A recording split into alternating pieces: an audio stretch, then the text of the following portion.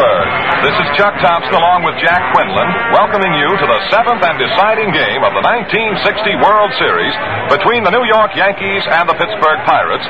On behalf of your hosts, the General Motors Corporation and the Gillette Safety Razor Company. Once again, here at Forbes Field in Pittsburgh, the weatherman has given us absolutely ideal weather for baseball. The temperature, just as we came on the air this afternoon, 70 degrees, and another not quite so bright but sunny afternoon. Not quite so bright because there is a very noticeable haze over the ballpark here at Forbes Field this afternoon. But other than that, weather conditions are perfect. And the song that all of the ball players were singing around the batting cage prior to the ball game today, of course, was one called There's No Tomorrow. As Casey Stengel said yesterday, this thing has now settled down to a one-game series. And as he so often has been in the past, Mr. Stengel is more than just a little bit right again. All that has gone before is meaningless insofar as this 7th game is concerned. And it matters not that the Yankees have scored 46 runs on 78 base hits in 6 games to date. They must win today, or it's all in vain.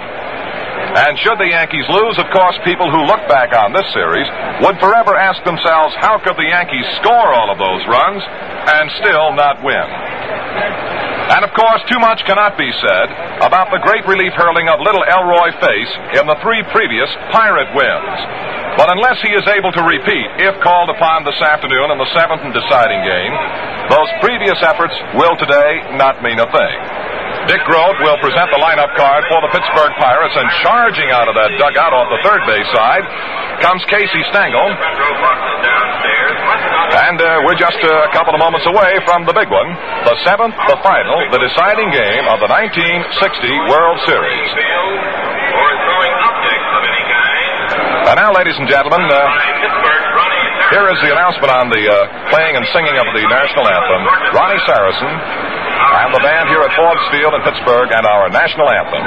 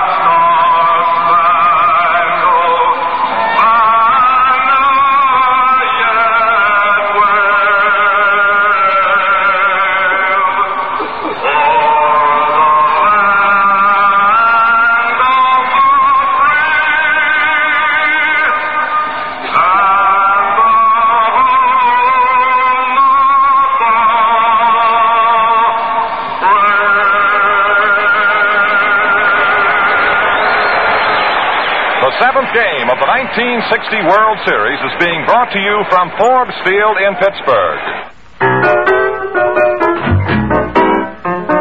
Hurry on down to your store, honey, and get yourself a great big deal. You'll find out you can save some money on paper made big deal.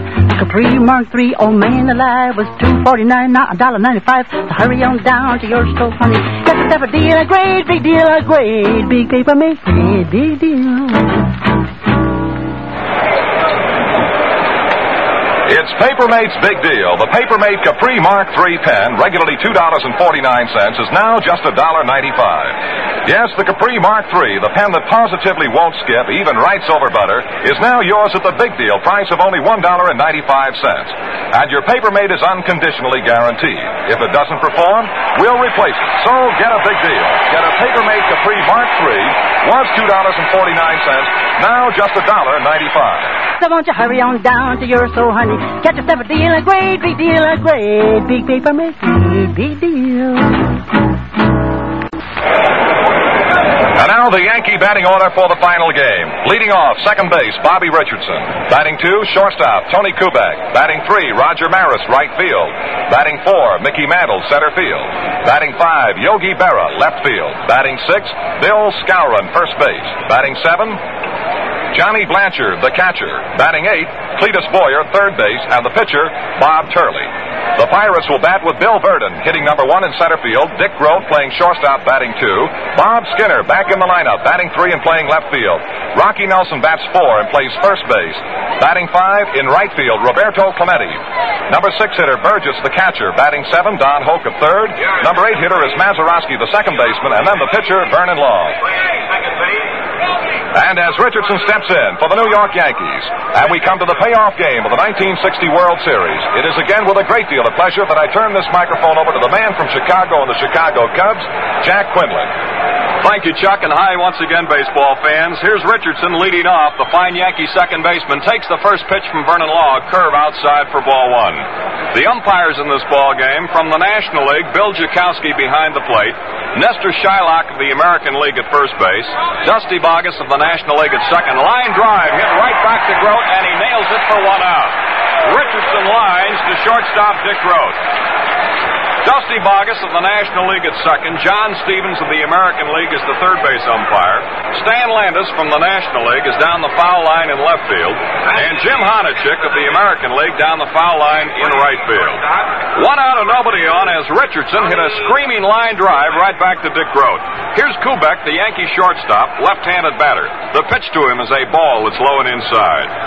In the series so far, Kubek has 10 hits in 27 at-bats for an average of .370. He's driven in 3 runs. Left-handed batter who during the course of the season for the Yankees hit .273. Here's a pop foul down the left side out of play, back into the crowd. And the count on Kubek is even up at ball 1 and strike 1. Vernon Law has won 2 of the 3 Pirate victories in this series. The other one was captured by Harvey Haddix. In Game 1, Law beat Art Ditmar 6-4 here at Forbes Field, and Vernon Law also won Game number 4, 3-2 over Ralph Terry at New York. Kubek lifts a high pop-up out into short right. Mazeroski back on the grass, makes the catch, 2 gone. Kubek pops up on a change-of-pace curveball to Bill Mazeroski, and they're 2 gone, and the Bucks whip that ball around the infield. The Tiger at third base, Don Hoke, flips the ball back to Vernon Law. Here's Roger Maris now, the Yankee right fielder. Bill Stafford and Bobby Shantz, a right-hander and a left-hander, warming up in the Yankee bullpen. Maris hitting .320 in the series. He takes the first pitch, a fastball from Law, inside for a ball. Rogers had 8 for 25, 2 homers, 2 runs driven in. Bob Skinner playing left field for the Pirates. First time we've seen him in over a week. Here's the pitch to Maris. A ball that's outside. 2-0 on Roger. Bill Burton in center field and Roberto Clemente in right. It's Don Hoke at third, Dick Groat at short, Mazeroski at second, and Rocky Nelson playing first.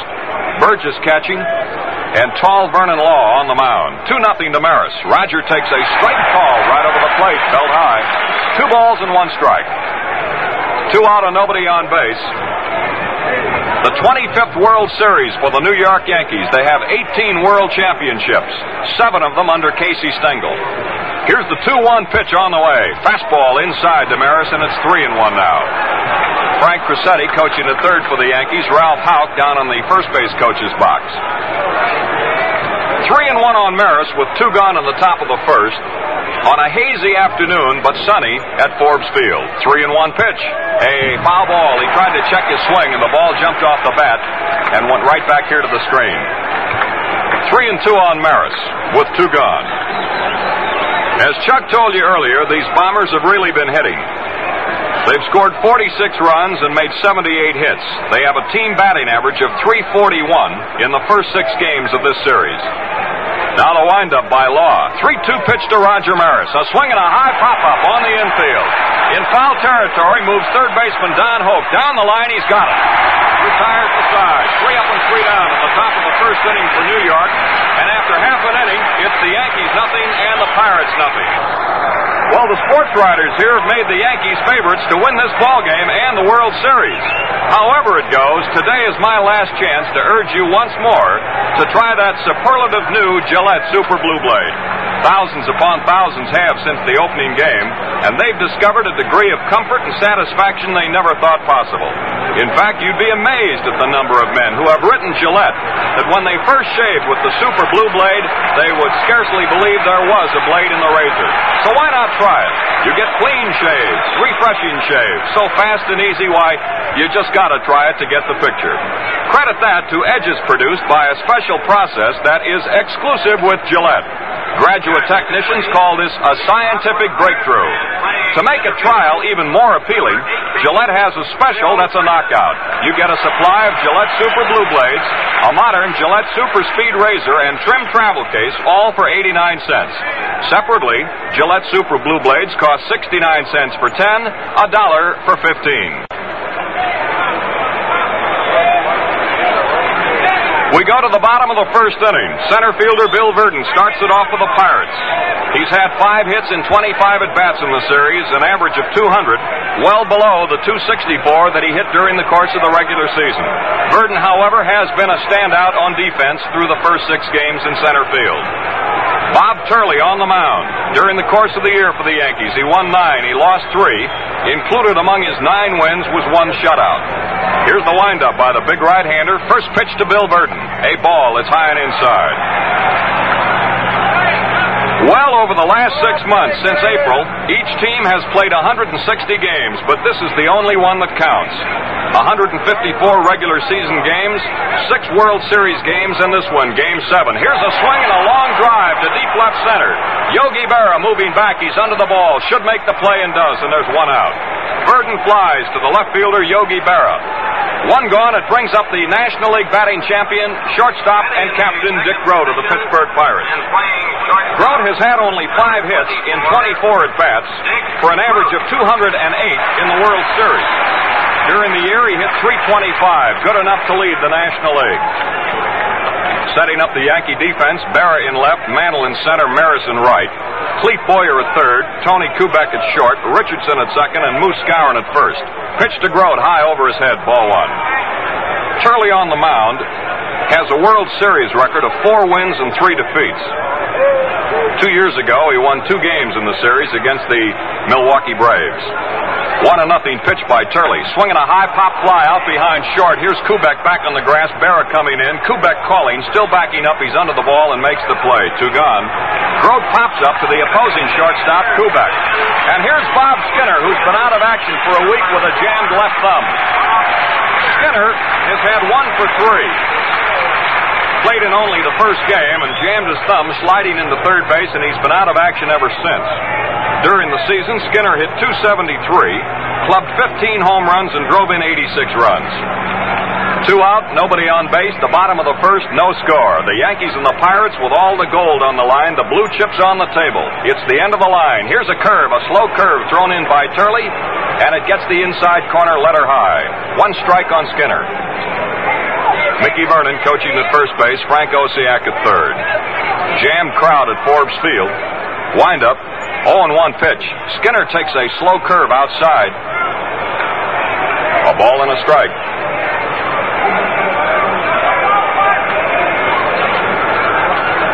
Skinner, left-handed batter. Big, lanky fella from San Diego.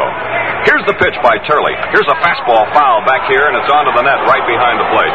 A ball and 2 strikes. Skinner was signed by the Pirates on the strength of his fine showing in high school and American Legion ball back at La Jolla and San Diego.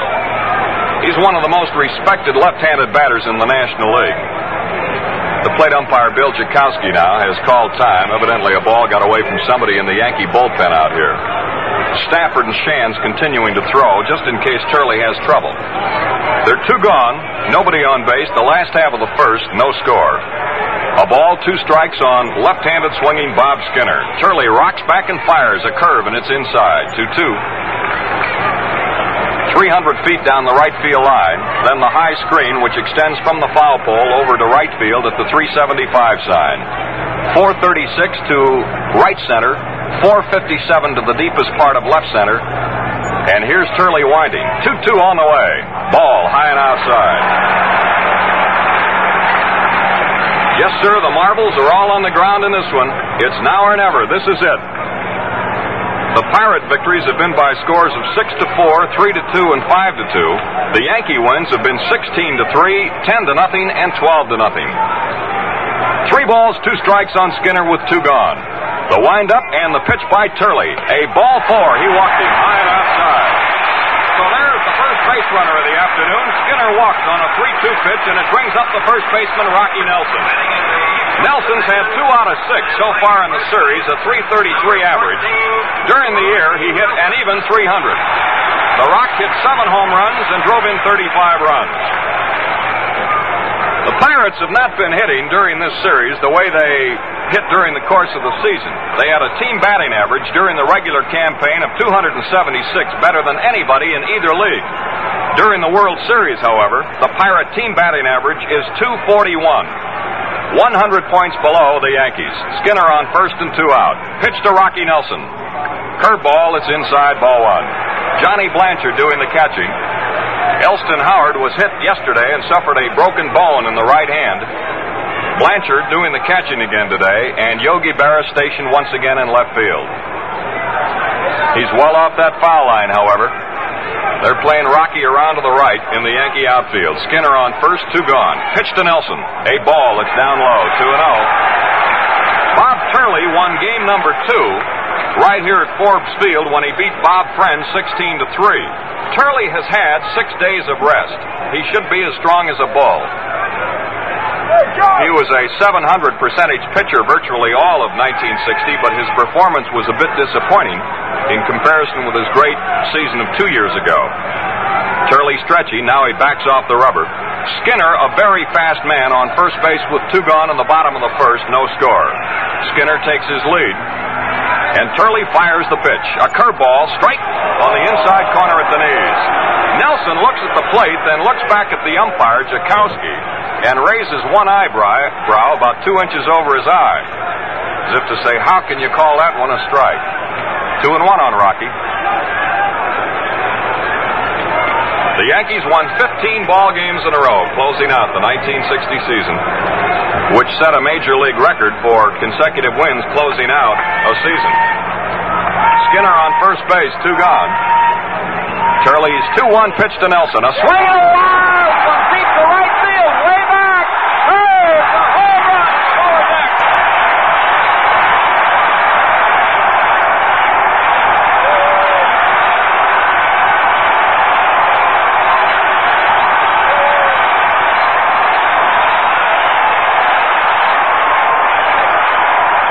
Rocky Nelson just hit a 2-1 pitch over the screen in the lower seats in right field, and the Pirates lead 2-0 in the first inning. Hit number 1, runs number 1 and 2 off Bob Turley. Rocky Nelson's 3rd hit of the series. A tremendous drive, a line drive that cleared the screen and went into the lower seats in right field, and the Bucks lead by 2 here in the first inning. Here's Clemente, the Pittsburgh right fielder now. The pitch to him, a curveball, a strike on the outside corner. Clemente has had 8 hits in 25 at-bats in the series, a .320 average, with 2 runs driven in. During the year, Roberto hit 314. All the Pirate fans are going wacky here in the first inning on a 2-run shot by Rocky Nelson. Here's the pitch. Changeup, popped up down the right field line, curving foul. Maris moving over, might have room. He can't get it. It lands on the canopy on top of the Pittsburgh bullpen. 2 strikes on Clemente. On a 3-2 pitch, Bob Skinner drew a walk, and on a 2-1 pitch, Rocky Nelson belted one into the right field seats for 2 runs. All the fans fans here at Forbes Field are jabbing each other in the ribs with their elbows, talking to each other. Here's the 0-2 pitch to Clemente. Swinging a high pop-up out behind second base. Bobby Richardson backpedaling. He's under the ball on the grass, and he should make the play and does to retire the side. In the inning, 2 runs and 1 hit. Nobody left on. And at the end of 1 inning, the Pirates 2, the Yankees nothing. Well, I suppose that Roberto Clemente has about the best arm in the National League. Chuck, don't you think that Rocky Colavito has about the best arm in the American League? Well, Jack, I'd have to say he certainly has one of the best. Well, there's one thing about Rocky I know for sure. He has the toughest beard in baseball. But shaving's a walk to him, certainly to hear him tell it.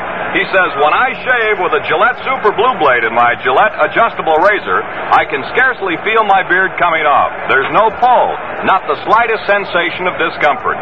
That's from Rocky, a tough beard man who knows. Tough whiskers are set up for the Gillette adjustable razor, for you adjust it for your own combination of skin and beard. Tender skin, wiry stubble, no matter what. One of the 9 settings you get at a turn of a micrometer dial is just right for you. Every shave is quick, clean, and refreshing. And up to the minute Gillette adjustable razor, a supply of Super Blue Blades and modern travel case costs only $1.95. Get yours at a nearby store.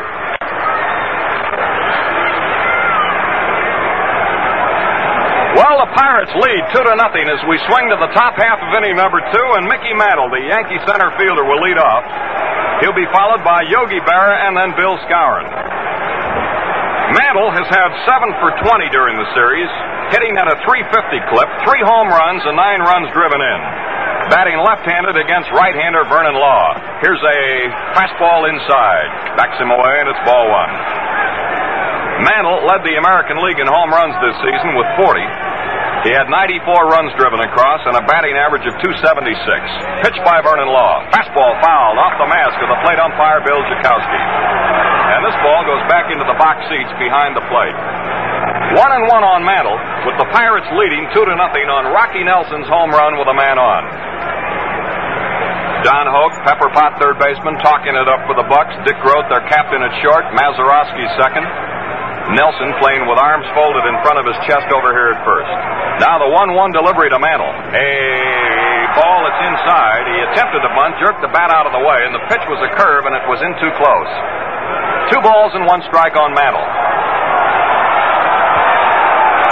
Fans around Forbes Field thought that Mickey did attempt and pushed the bat at the pitch, but Jakowski says no, he did not. 2-1 pitch. Changeup swung on. Well hit right center. Here's Burton racing back and over. He's under the ball. He makes the catch.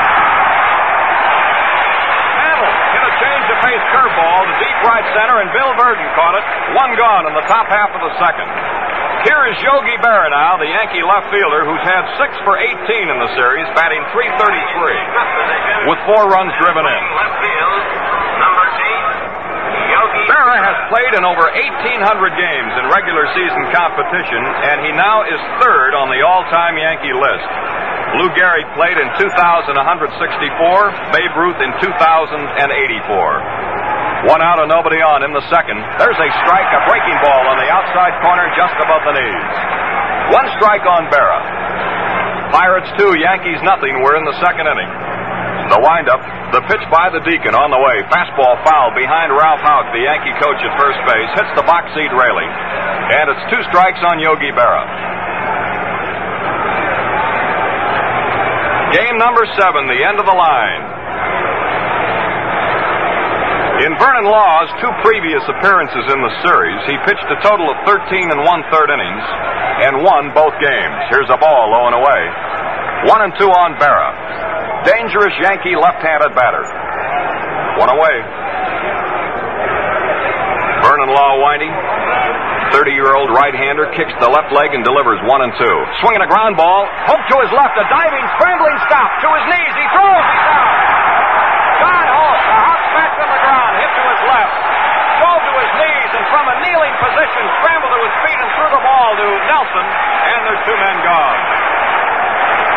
Well, I'll tell you, he saw dollar signs written all over that ball. They're 2 gone. A great play by Don Hope, the Pirate third baseman. Here's Bill Skowron now, the Yankee first baseman, who's been one of the hitting stars with 10 hits and 27 at-bats. for a batting average of .370. He swings and he misses a law-breaking pitch. Strike one. Moose has 1 homer and 5 runs driven in the series.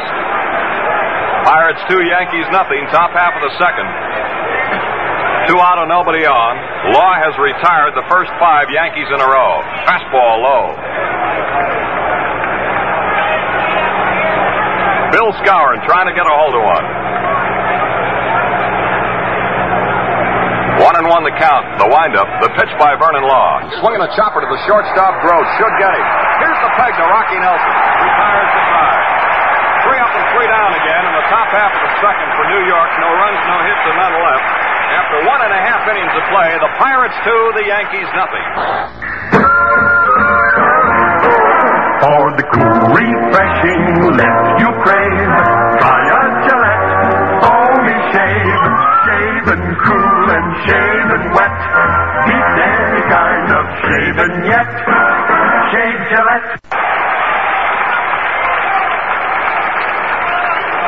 Smokey Burgess leads off in the last half of the second inning for Pittsburgh. He's had 4 hits in 15 at-bats with no runs driven in. A .267 batting average in World Series play. During the year, Burgess hit .294 with 7 homers and 39 RBIs. Bob Turley 2 runs behind, winding the first pitch to Smokey Burgess, a high outside curve.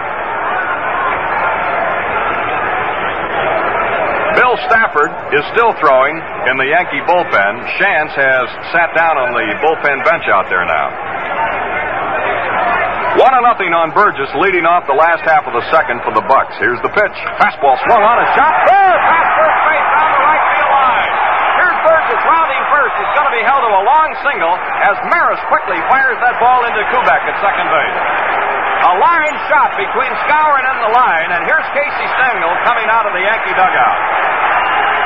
Burgess got around on one, and he drilled it past Bill Skowron into the right field corner. It's only the second hit off of Bob Turley, but Stengel is walking to the mound. He's had Stafford warming up. Shantz was warming up in the first inning. Stafford's been throwing since the ball game started, and Casey's looking out to the bullpen, and I believe he's going to make a change here. Of course, you have to go with your best in this one because, as Chuck mentioned earlier, there is no tomorrow. This is it. This is the end of the line as far as it can go, and Bill Stafford's being called in to relieve Bob Turley. Turley worked 1 inning and to 1 batter in the second. He allowed 2 runs and 2 hits. He didn't strike out anybody. He walked a man. And Billy Stafford, who was in a ball game the other day in New York and did such a creditable job in a relief role, is being called in. He worked 5 innings, Stafford, in a ball game at Yankee Stadium the other day, did not allow a run, gave up only 3 hits, struck out 2, and here's Turley heading for the showers. It's up to Bill Stafford now to stop the Pirates. Everyone was wondering, of course, when these Bucks were going to begin hitting. They've not been hitting the way they did during 154 games during the National League campaign. As I mentioned, they had only a .241 batting average in the 6 previous games of this World Series here in 1960. On the mound now is young Bill Stafford, the newest member of the Yankee pitching staff. He was purchased from the Richmond Farm Club. He has displayed excellent control in his brief big league career. Don Hope now, the scrappy Pittsburgh third baseman, and one of the prime candidates for the most valuable player award in the National League this year. Hope is hitting .250 in series play with 5 hits and 20 at-bats. He's driven in 3 Pittsburgh runs. Smokey Burgess on first. There's nobody out. Hope takes one high and inside for ball 1. The Pirates 2, the Yankees nothing. The ball game in the last half of inning number 2. The first 6 games has drawn a total attendance of 313,130 fans. Burgess leads at first. Stafford fires. Curveball up around the head.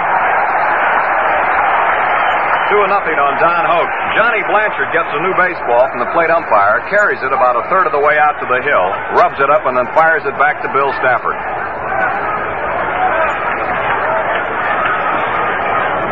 Turley taken out early by manager Casey Stengel. Even though he had had 6 days rest, Stengel did not care for what he saw. Here's the pitch to Hope. Ball 3, low and outside. The on-deck man is Bill Mazeroski.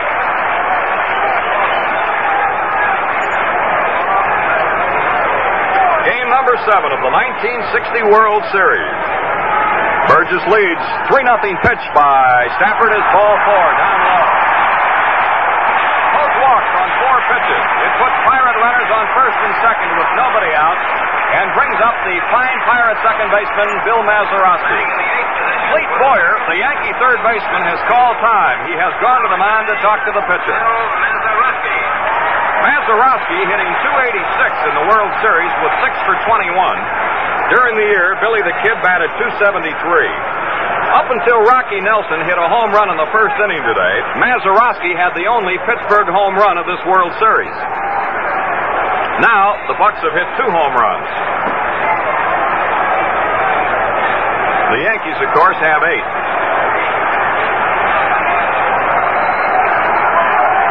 Ralph Terry is warming up now along with Bobby Shands in the Yankee bullpen. Here's the pitch. Maz bunts, a little dribbler down the third base line. They let it roll, and it rolls foul. He bunted one down the third base line, and about halfway toward third, the ball rolled over the foul line as both Stafford and Boyer, the pitcher and third baseman, went after it, and the runners go back. Burgess to second and Hope to first. There is nobody out. The Pirates lead 2-0 here in the last half of the second inning. Jack Quinlan and Chuck Thompson reporting the play-by-play story from Forbes Field. The ballpark that was built in 1909 and that is being shook to the rafters by the fans here today. 1 strike on Mazeroski, right-handed batter. Reliever Bill Stafford looks in to get the sign from Blanchard. Burgess leads away from second. Hoke leads at first. Here's the bunt down the third base line. The pitcher has it. Throws to first base. He's safe. The bases are loaded. Bobby Richardson took the throw from the pitcher Stafford, and Mazeroski beat it out for a hit. The bases are loaded with nobody out for Vernon Law. Hit number 3 by the Pirates. A beautiful bunt by Mazeroski as he laid one down the third base line. The pitcher Stafford jumped off the hill, came over to the foul line, picked up the ball, and fired to first base to Richardson covering, but it was too late, and all hands were safe. And again, Casey Stengel is making his way to the hill. Ralph Terry, a right-hander, and little Bobby Shantz, a veteran southpaw, are throwing in the New York bullpen down the left field line. The batter is going to be the Pirate pitcher, Vernon Law. Stengel talking to Stafford and Blanchard. Old Casey's jaw wigwagging up and down out there. He's going to leave Stafford in to pitch to the pitcher, Vernon Law. The Pirates have the bases loaded with nobody out. They lead 2-0 here in the last half of the second inning. Law has had 2 for 4 with 1 run driven in. During the year, Vernon hit 181. He hit 1 homer and drove in 7 runs. Stafford in hot water up to his neck winding. Here's the pitch to Vernon Law on the way. It's a slider that's outside, ball 1. Barra in left, Mantle in center, Maris in right. Straight away. Cletus Boyer, Tony Kubek, Bobby Richardson, and Moose Gowan around the Yankee infield.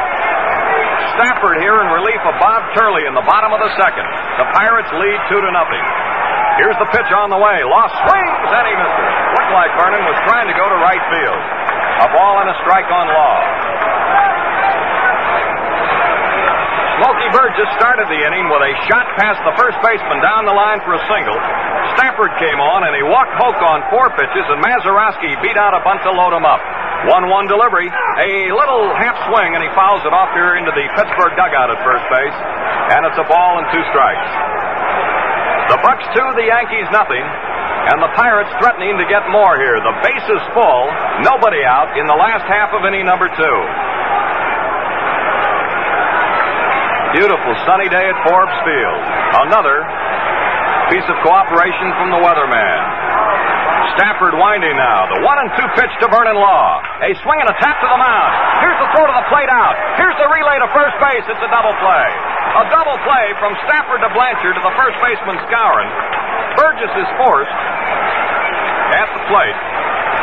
On the play, Don Hoke moves to third and Mazeroski goes to second base. So Law hits into a double play from the pitcher to the catcher to the first baseman. And now the Pirates have runners on second and third with 2 out, and the batter is Bill Burton. Fine pitching by Bill Stafford. He still is not out of it, however. 22-year-old right-hander coming in here in a toughest spot that he could possibly be in. And so far, he's done a fine job after walking Hoke and giving up that bunt single to Mazeroski. He made the pitcher tap into a double play. And now here's Bill Burton, who hit a fly ball to Yogi Berra back in the first inning. The windup and the pitch to Burton. A swing and a shot foul into the upper deck in right field. Got around on a curveball, and they rammed it upstairs, but foul by a long margin. 1 strike on Burton.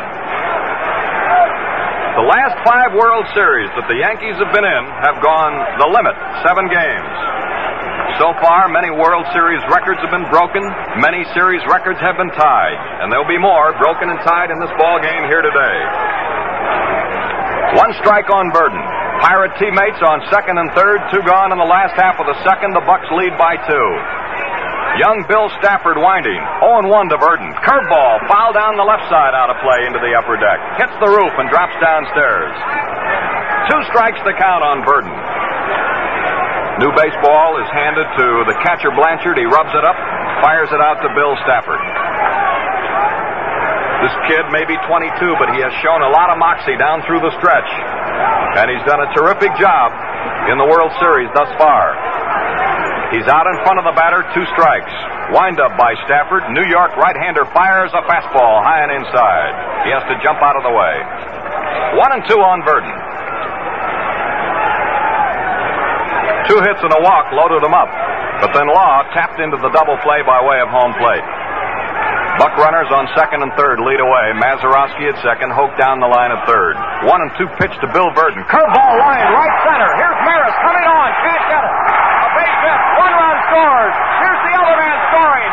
Maris bobbles the ball and Burton safe at second.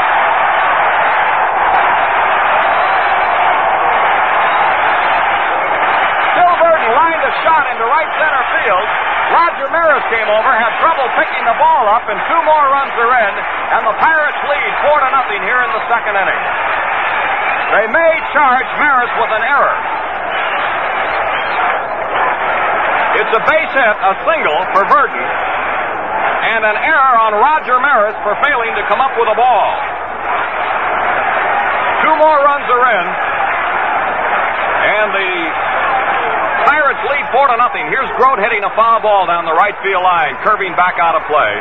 And it's 1 strike on Dick Grote.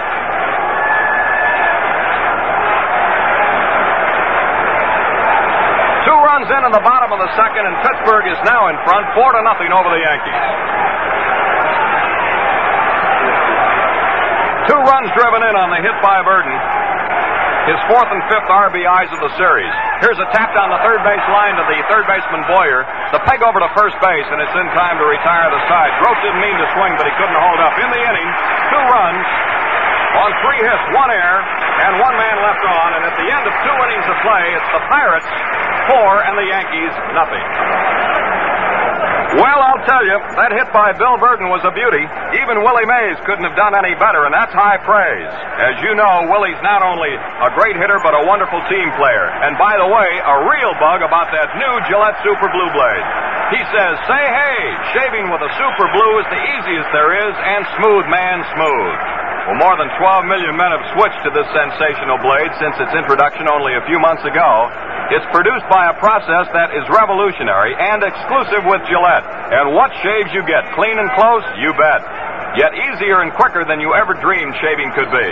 How about trying them now on Gillette's special bargain offer? You get a supply of Super Blues with the new Gillette one-piece Super Speed Razor and streamlined travel case, all for only 89 cents. Or buy them separately in dispensers of 10 for 69 cents, 15 for $1. We pause 30 seconds for station identification. Are you mixing with the best? Saratoga Vichy with the yellow label, with the yellow label. Make the sip test. Extra lively, extra dry, genuine Saratoga Vichy always tastes best by itself or mixed in your favorite drink. Be sure to ask for it by name, Saratoga Vichy. Saratoga Vichy. Yellow label, Saratoga Vichy. yellow label. Saratoga Vichy. WGY, WGFM, Schenectady.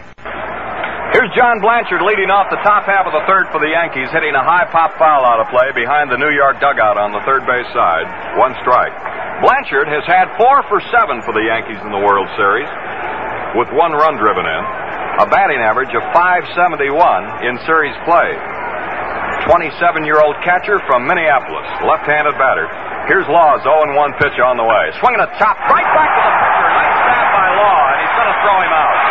Vernon Law leaped and speared that ball backhanded as it was headed past him and out into center field. Made a fine play, and he nailed Blanchard. 1 gone in the top half of the third. The Pirates 4, the Yankees nothing. 7 men in a row have now been retired by Vernon Law. Cletus Boyer. It brings up the Yankee third baseman Cletus Boyer, who has just walked up to the plate with a broken bat, and he's going to have to get a new one back here in the bat rack. 1 out, nobody on here in the third. Bobby Shan's loosening up. The pitcher due up next. Here's the pitch. Swinging a fly ball out into short center. Here's Mazeroski going out. Burton coming on. Maz under the ball makes the catch, and the 2 men gone. Hector Lopez is going to come out now to hit for Billy Stafford. Hector Lopez, who has 2 hits in 6 at-bats for a .333 average in the World Series, right-handed batter, coming out to hit for the pitcher Bill Stafford. Vernon Law, bat ankle and all, has now retired 8 Yankees in a row. Number 11. Bobby Shantz will be the next New York pitcher. He's warming up out here in the Yankee bullpen. The Pirates scored 2 runs in the first and 2 in the second. They lead 4-0 with New York at bat in the top half of the third. Lopez in that crouch, close stance. The pitch to him as they curve its low for ball 1. Skinner in left, Burton in center, and Clemente in right. Polk, Grote, Mazeroski, and Nelson around the buck infield. Pitch to Hector Lopez, swinging a long drive foul down the right field line and up near the football press box and off the roof and downstairs. A ball and a strike on Hector Lopez. On the road this year, the Yankees won 42 games and lost 35. Here's the pitch. Swing and a fastball, and he rams it foul into the upper deck, and a great play is made by a fan. A leaping 2-handed catch by a spectator down the right field line upstairs. It was at Yankee Stadium where the Bombers were so destructive and so brilliant against the American League opposition. They won 55 and lost 22 at New York. Here's a shot. Base hit in the hole between Hoke and Grote. Lopez lines a single into left field, and there's the first Yankee base runner. Hit number 1 off Vernon Law. Brings up the top of the order, Bobby Richardson, one of the real outstanding stars in this series so far. In the first inning today, leading off, he hit a line drive right back to Dick Grote, the Pirate shortstop. Little Bobby Richardson has 12 runs driven in the World Series, which is an all-time series record. Here's a curve, it's high, ball 1. Little fella, but what power. He demonstrated it the other day in New York. Saturday when he hit a grand slam home run at Yankee Stadium off Clem Labine. Lopez at first, 2 gone. Richardson swings and hammers one into left field. Bob Skinner's there, comes in a step and makes the catch to retire the side. No runs and 1 hit, and 1 man left on. And at the end of 2.5 innings of play, the Pirates 4, the Yankees nothing. Well, it's a fact in all kinds of weather, men perspire. And now Gillette announces a new deodorant for men, Right Guard. It's a power spray deodorant. Just 2 seconds, a touch of the nozzle under each arm, and you have 24-hour protection. And it's as effective as it is fast. Power Spray Right Guard gets right through for complete coverage where odor begins. It destroys bacteria-causing odor, checks perspiration. Now, no more messy creams or sprays that hit and miss, or gummy roll-ons. Right Guard has a pleasant fragrance, and it dries on contact. Leaves you cool, fresh. Right Guard costs 89 cents in its bright copper-colored container. Remember, 2 seconds gives you 24-hour protection with Gillette's Right Guard, the new power spray deodorant for men.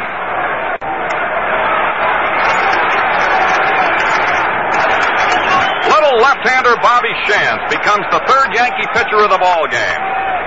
He has been in 2 games, pitching a total of 1 1/3 innings, has not allowed a run nor a hit. Here's a little fellow with a heart as big as his entire body. From Pottstown, Pennsylvania. 5 feet 6 1/4, 154 pounds.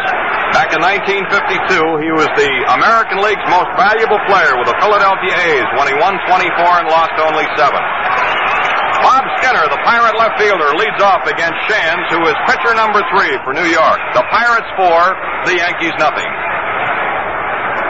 Skinner drew a walk and scored on Rocky Nelson's tremendous home run in the first inning. Here's a ball that's high and outside. Skinner still has some pain in the left thumb, which he jammed in the opening game here. He has quite a bit of tape wrapped around the bat handle to cut down on the pain when he swings. A ground ball to the first baseman, Skowron. Up with it, flips to the pitcher covering, and Skinner's out. Skowron to Bobby Shantz, who's covered. 1 away, and here's a hand for Rocky Nelson. Rocky put the Bucks in the lead with a wallop into the lower seats in right field with a man on in the first. The Bucks scored 2 more in the second. They now lead 4-0 here in the last half of the third. 1 out and nobody on base. Pirates trying for their first World's Championship in many, many years. 35 years. 1925, the last time they raised the World's Championship flag over Forbes Field. Shantz winding. Little softball fires a curveball that's high to Nelson for ball 1. The Yankees are shooting for their 19th World's Championship. In this Game 7, the wrap-up, the final game of the 1960 World Series. Here's the pitch to Nelson. Slow curve swung on and hammered foul down the right field line upstairs. 1 ball and 1 strike on Rocky Nelson. Again, he gave the crowd a thrill, but this time he pulled it foul down the right field line. New baseball thrown out to the pitcher.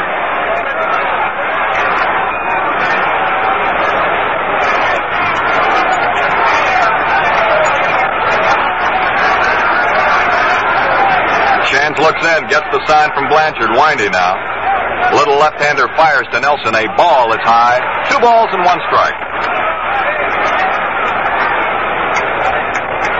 1 out and nobody on in the bottom half of the third. Pirates 4, Yankees nothing. Shantz, the third New York pitcher of the ball game, into the windup. Here's the pitch. It's a curve, it's high and inside. 3 balls and 1 strike. On deck is Roberto Clemente, the Pittsburgh right fielder.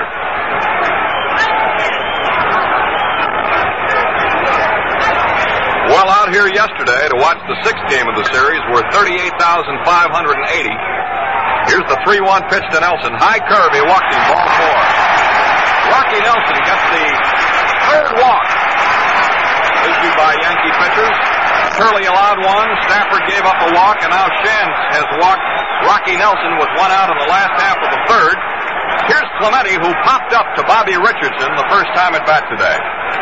Casey Stengel on the next to top step of the New York dugout here at third base, watching everything. Shantz into the stretch. Pitch to Clemente. He bunts foul off here to the left, and it's strike 1. Clemente was one of several National Leaguers to hit better than 300. He ended up the year with a 314 average. Don Hoke walking up and down here in front of the Pirate bench on the first base dugout, talking to his teammates. Well, they have figured out that the winning share will be approximately $8,500 for each winner, and the loser will get around $2,500 less than that. Pitch to Clemente, curveball down low. 1-1 on Roberto.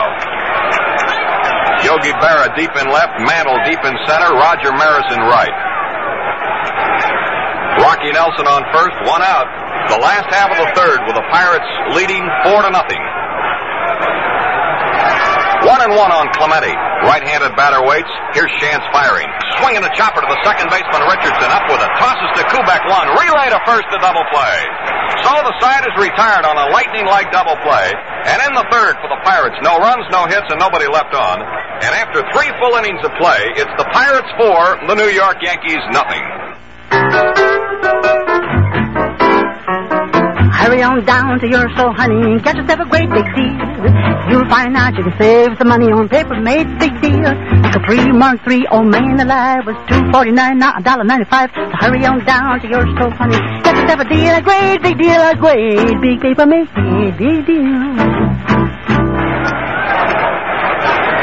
It's Papermate's Big Deal. The Papermate Capri Mark III pen, regularly $2.49, is now just $1.95. Yes, the Capri Mark III, the pen that positively won't skip, even writes over butter, is now yours at the big deal price of only $1.95. And your Papermate is unconditionally guaranteed. If it doesn't perform, we'll replace it. So get a big deal. Get a Papermate Capri Mark III. Was $2.49, now just $1.95. So won't you hurry on down to your store, honey, get yourself a deal, a great big deal, a great big Papermate big deal. Into the top half of the fourth inning, and the New York Yankees send up Tony Kubek, Roger Maris, and Mickey Mantle to try to get back into the ball game. They trail 4-0. Vernon Law out after his third World Series win. Here's the windup, and the Deacon fires a strike fastball, letter high. Kubek popped up to Mazeroski the first time up today. Tony, left-handed hitting Yankee shortstop, comes from Milwaukee. Frank Crissetti down here coaching at third in his 19th World Series with the New York Yankees as player and coach. Here's a broken bat pop-up on the left side. Groth, the shortstop, back on the grass behind third, makes the catch. Kubek broke his bat and popped it up to Dick Groth. It brings up Roger Maris now, the Yankee right fielder, who fouled out to Don Hoke back in the first inning. Roger, the American League runs batted in king in 1960 with 112. One out, nobody on, fourth inning. Yankees down 4-0. Here's the pitch to Maris on the way. Fastball swung on, lined into right field. Clemente is there, and he reaches up to make the catch. A clothesliner caught by Roberto Clemente in right field in front of the 375 sign. Two gone here in the Yankee fourth, and it brings up Mickey Mantle. Mantle hit a fly ball to Bill Burton the first time at bat. Two out and nobody on. Yankees at bat in their half of the fourth inning, trailing the Pirates 4-0. Here's the windup. The pitch by Law. Slow curve lined, and it's a base hit into right field for Mantle. Clemente comes up with that ball. Mickey reached out and hit a slow curveball between Mazeroski and Rocky Nelson into right field. Hit number 2 by the Yankees off Vernon Law. It brings up Yogi Berra, the New York left fielder, who was robbed of a hit by Don Hoke's scrambling, diving stop back in the second inning.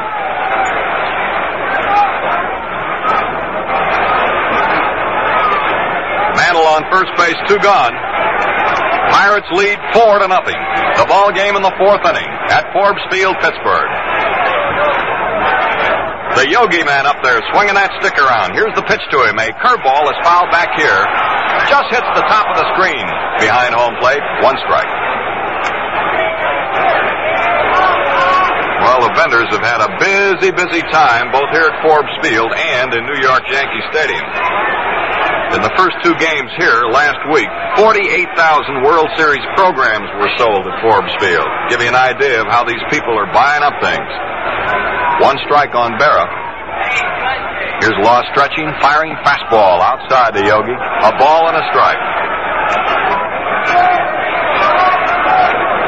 Vernon Law out after his third World Series victory. He has won 6-4 and 3-2 so far. Here's a curve line in the right field. It's going to be out there. Maybe Clemente runs hard. One-handed catch. Yogi Berra lines to Clemente down the right field line. He caught it on the dead run. No runs and one hit and one man left on. And after 3.5 innings of play, it's the Pirates 4, the Yankees nothing. Well, Smokey Burgess is going to be leading off here in the last half of the fourth inning. The Yankees have been playing him deep all series. Chicago's Jim Landis is about the only man I know who could play him shallow.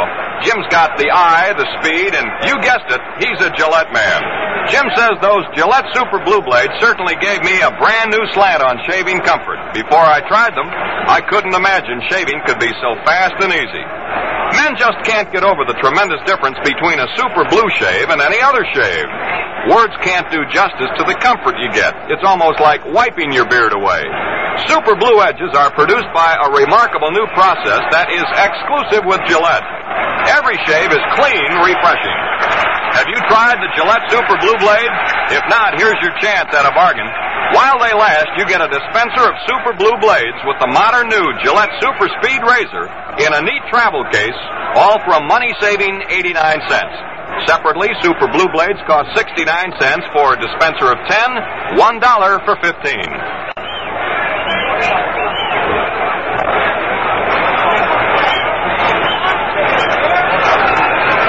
We go to the bottom of the fourth inning with the Pirates coming to bat. They lead the Yankees 4-0. And Burgess, who lined a single into right field the first time up, faces southpaw Bobby Shantz. Here's the pitch to Smokey. Fastball hit on the ground to the second baseman Bobby Richardson. Up with it.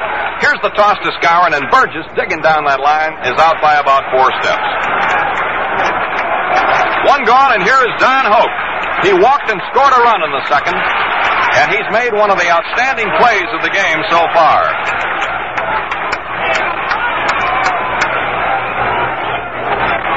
The scrappy ex-Marine and ex-professional fighter, Don Hoke. One out, nobody on base. Last half of the fourth. Pirates 4, Yankees nothing. Shantz winding, the pitch to Hoke. Swinging a ground ball to the second baseman, Richardson. Up with it. Here's the toss to Skowron at first base, and there are 2 men gone. That brings up Bill Mazeroski, who beat out a bunt down the third baseline to load the bases and set up the 2-run rally in the Pittsburgh second inning.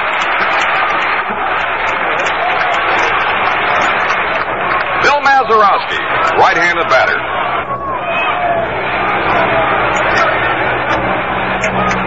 Here's one of the outstanding second basemen in either league. The windup by Shantz and the pitch to Mazeroski. A ball that's outside. He started to go. He almost stepped across home plate to hit that one. It was outside for ball 1. 4-0, Pirates lead the ball game in the bottom of the fourth.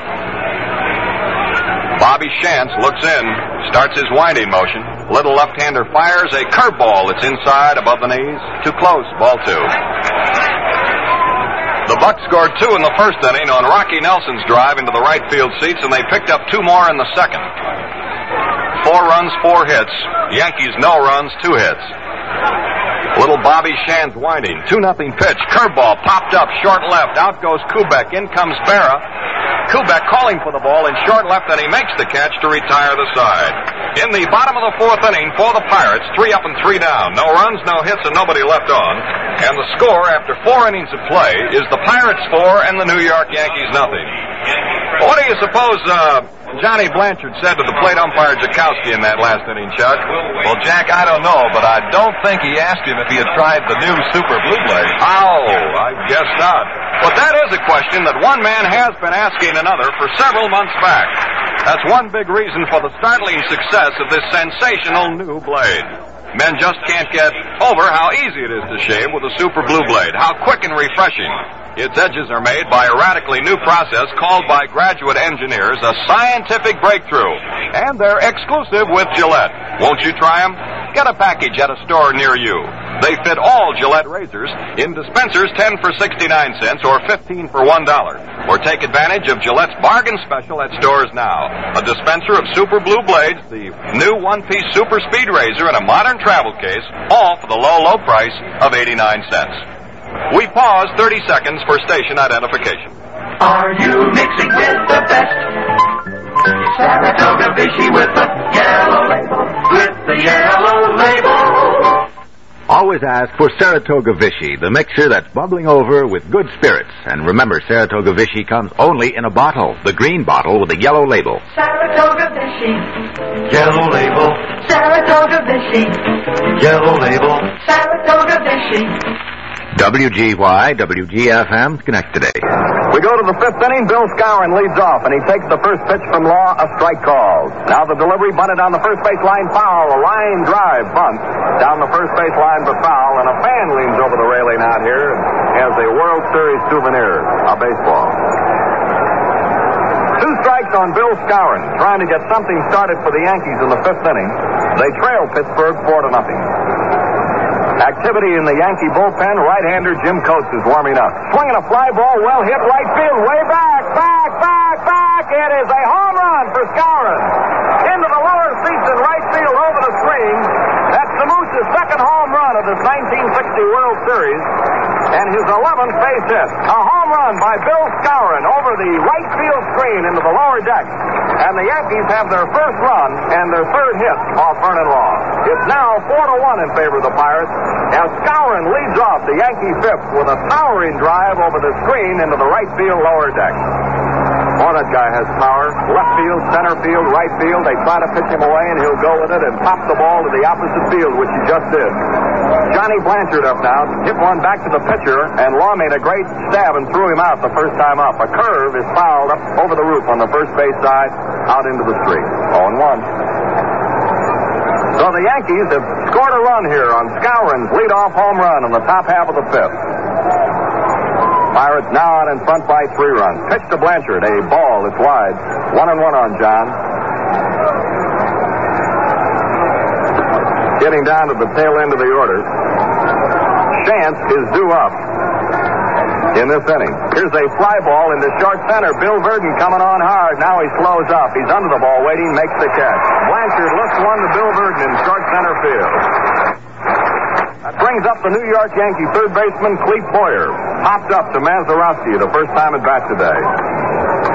Boyer, who had been the leadoff man for the Yankees, was dropped to the number 8 slot, and Bobby Richardson, who has shown tremendous power, was elevated to the leadoff position in Stengel's batting order today. Here's a bunt attempt. He missed it for a strike. He fouled the ball right into the glove of Smokey Burgess. 0-1 on Cletus Boyer. 1 out, nobody on base, and a run in on a tremendous blast by Bill Skowron into the right field seat. The Pirates 4, the Yankees 1. Here's the pitch. Swinging a line drive to Mazeroski. 2 out.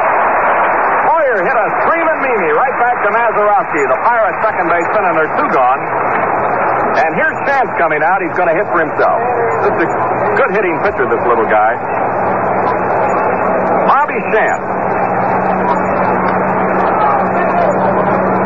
He was up only 10 times during the season. He had 2 hits. Little fella, number 30, right-handed batter. The pitch to him is a strike, letter high on the inside corner. 2 out, nobody on. Skowron opened up the 5th inning with a home run into the right field seat. The 0-1 pitch to Bobby Chance. A swinging a line foul down the left field line. It's going to be out toward the Yankee bullpen. 2 strikes to count on Chance.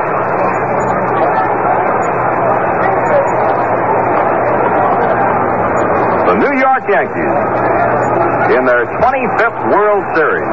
Here's the 0-2 pitch by Law. A ball. It's wide, just outside to a right-handed batter.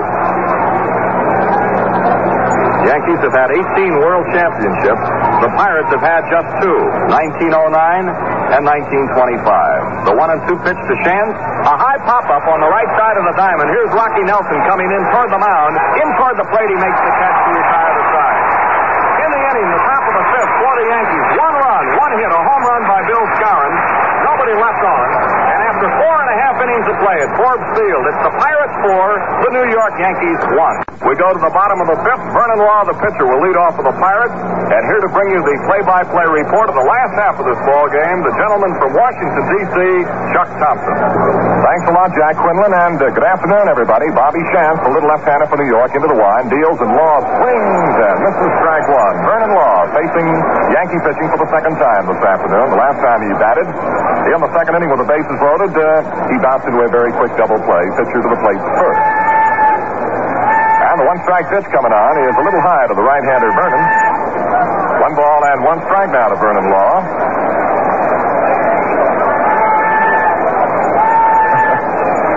I've no doubt you can pick up that scream in the background as left-hander Chance deals. Law looks to tie it inside. He rocks back out of the way. It's 2-1 now. I recognize that call. It belongs to a Washington Senator baseball fan who was out here. 2 balls, 1 strike to the Pirate hurler, Vernon Law. And little Bobby Chance looking down to Blanchard now to pick up on the side. 4-1, the Pirates over the Yankees here on the bottom of the swinging a long fly ball deep to left. It may go all the way if it stays fair. It is a foul ball at the last moment. A foul ball. Mr. Law had it hit.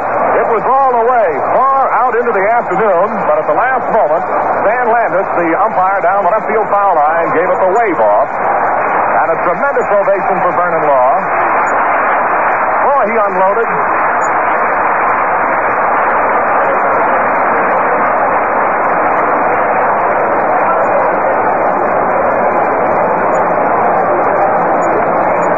During the regular year, Vernon Law hit for an average of 181, but he also had a home run. And he just missed by not more than a couple of feet having a World Series home run. Pitch, swinging a ground ball up the third base side, gloved beautifully by Cletus Boyer. He throws to first base in time to get Vernon Law for the first out of the inning.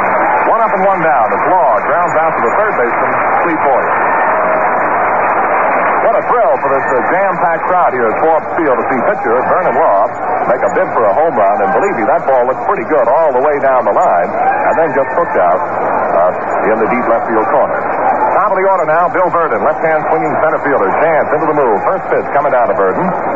He curved him, swinging the drive to the right side of the second baseman, Richardson. He drifts over about a step and a half, makes the pickup and the throw to first, and plenty of time to get Burton for the second out here in the bottom of the fifth inning. And now here comes shortstop and captain, the leading hitter in the National League, Dick Grote. And this afternoon, against Yankee pitching, he is 0 for 2, having popped to short and grounded out to third. Right-hand swinger, Dick Grote, against the southpaw slant of the little man, Bobby Shantz. Into the move now. First pitch coming down to Grote is a curveball that chips off the inside corner of the letters. Strike 1 to Grote. Shirley started the ball game, pitched 1 inning and 1 man in the second, then was lifted for Stafford, who pitched 1 inning. And now Bobby Shantz. A 1-strike pitch. Grote swings, and there's a drive right back at pitcher Shantz, and he holds on a line drive right back to the pitcher for the final out of the inning. So the Pirates are 3 up, 3 down. No runs, no hits, no errors, none left. And the score at the end of 5 complete now, the Pirates 4 and the Yankees 1. Value and choice from GM. For 61, it's the hot newcomer from Pontiac, the Pontiac Tempest. America's first front-engine rear transmission car. Priced with the compacts, Tempest gives you a winning 130 horsepower from just 4 gas-saving cylinders. See Pontiac's new 1961 Tempest at your quality Pontiac dealers. Bobby Richardson leads off for the Yankees here in the top half of the 6th inning. And Bob has been to the plate 25 times in this series with 6 base hits, a little bit of everything. He's had a pair of doubles and a pair of triples, a home run and a grand slammer at that, and 12 runs batted in, which incidentally is a new World Series record of 12 runs batted in a 6-game series. Well, here we are in the 7th, and this is the big one. And here's Richardson to face Vernon Law. Richardson lined out to the shortstop in the first inning and then hit a line drive to Bob Skinner in left field in the third. Big right-hander Law into the move now. The first pitch to Richardson. He ran up, bunted, and missed. Strike 1. Richardson kind of shuffled up to the front of the box and then dropped the bat in front of the ball, but missed it. And a strike. 1 strike to Bob Richardson. He'll be followed by Kubek and Maris in the Yankee half of the 6th inning.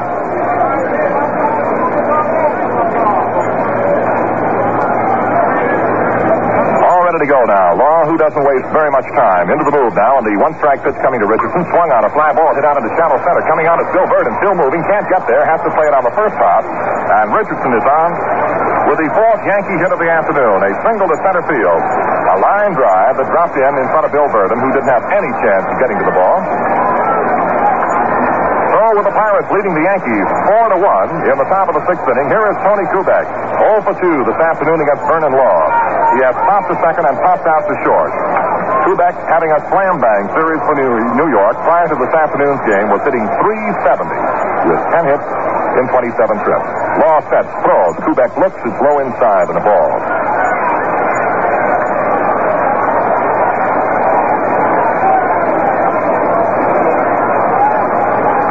The Pirates over the Yankees. Down on the Pirate bullpen, Elroy face and Haddock. Pitch coming down to Kubek. He started a swing and held back on it. Now Burgess spins around and plate umpire Zakowski, who says, no, he didn't commit himself. Therefore, it'll be a ball 2. Kubek started to go and then held off, spun away from the pitch, and the count is 2 balls, no strikes. Well, the the Pirate third baseman, Don Hoke, has come on in to the mound very briefly to say a word or two to Vernon Law. Haddock, the southpaw. Elroy Face, the right-hander, working in the Pirate bullpen in the right field corner. Leadoff hitter Richardson single to center field. And now here's Kubek waiting the 2-0 pitch from Vernon Law. He sets and throws. Kubek leaned in as if to bunt, lifts the pitch all the way, and it's a strike call. Ran the hands up the bat and then leaned in over the plate and took it all the way. 2 balls, 1 strike.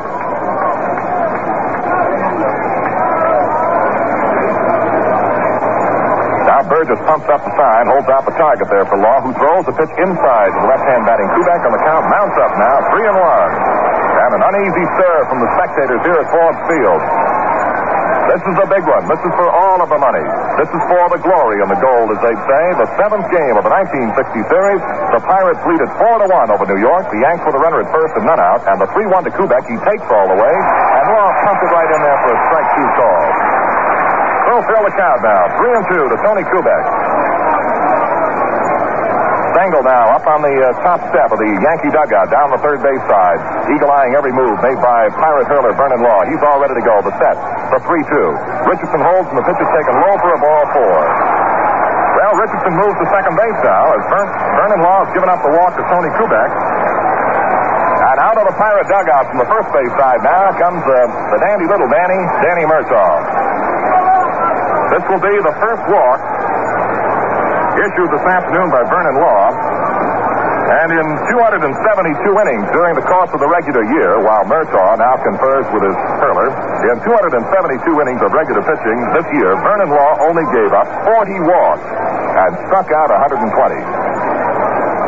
So a base on balls issued by Vernon Law is almost an oddity, but he walks Kubek. And the Yankees now have runners at first and second. And if you want to look down to the plate to Roger Maris, you could point out that the Yankees have a tying run at the plate. And there's Danny Murtaugh giving that well-known sign to the Forbes Field fans, holding his palm down parallel to the ground, just above his knees, indicating he wants the little fella, Elroy Face, and here he comes. Vernon Law has today pitched 5 innings and has allowed the New York Yankees a total of 4 base hits. He walked 1. He didn't fan a batter. And has given up 1 run, the leadoff home run to Bill Skowron in the 5th inning. Coming on now is Elroy Face, making his 4th World Series appearance. He has pitched 7 1/3 previous innings, and a good hand goes up for Vernon Law. A standing ovation. Listen to this.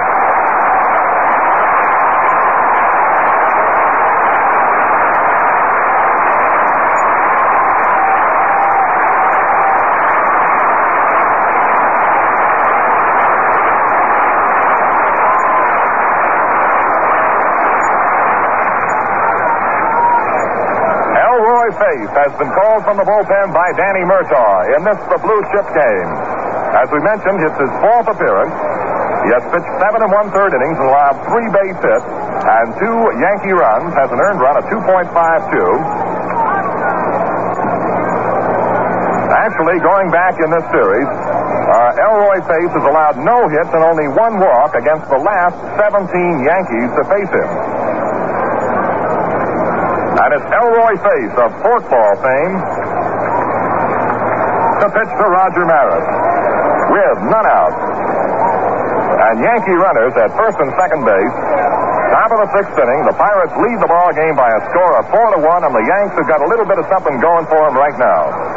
And Face is out there to see if he can do, as he has done so many times in the past, stop him dead. Maris steps in. Face throws a strike right over the inside corner. Putting up some kind of a beat now to Bill Zukowski, the plate umpire. Stomping around out there. Little Richardson, the runner for New York at second base. On at first base, Kubek. Richardson opened the inning with a single to center. Kubek then worked the count 3-2 to Vernon Law and drew a walk. And Elroy Face is now in relief of the Pirate right-hander Law. 1 strike to the left-hand swinging Roger Maris. Face into the set. He deals. Curveball misses outside, and the count evens at 1 ball and 1 strike to Maris. What a ball game, and why not? The climax, the finish to the 1960 World Series.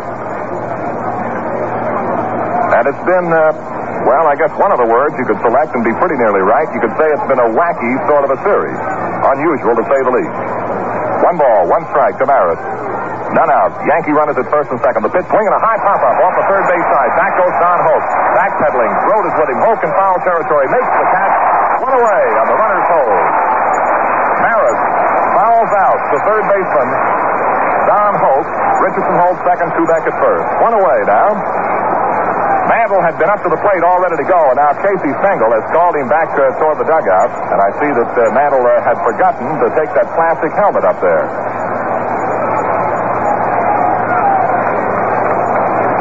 Well, whenever you think about the tension and the excitement that goes into a World Series game, here's certainly a great pro, and many years a polished performer with the Yankees. Mantle about to step in without the plastic helmet.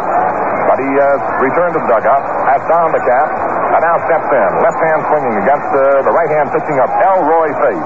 One out. Yankee runners first and second. Pirates 4, and the Yankees 1, and Face into the stretch. The first pitch coming to Mantle. He swings ground ball right back through the middle. Going hard at the shortstop. Dives. Can't get the ball. It's on through the center field for the base hit. And Richardson is going to score. Down to third base goes Kubek, and Mantle has singled through the middle to center field to drive in the second Yankee run. That's Mantle's second hit of the afternoon. And it's now the Pirates 4, the Yankees 2. One out on the inning, and Yankee runners on the corners. Mantle at first, Kubek at third, and Yogi Berra stepping in against Elroy Face. That would be Mantle's 10th run batted in this 1960 series.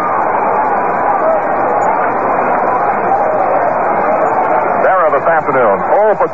Stopped on a tremendous play by Hoke, and then he flied out to right in the fourth inning. The pitch swinging a ground ball down the first base side. It is a foul ball at the last moment, just foul.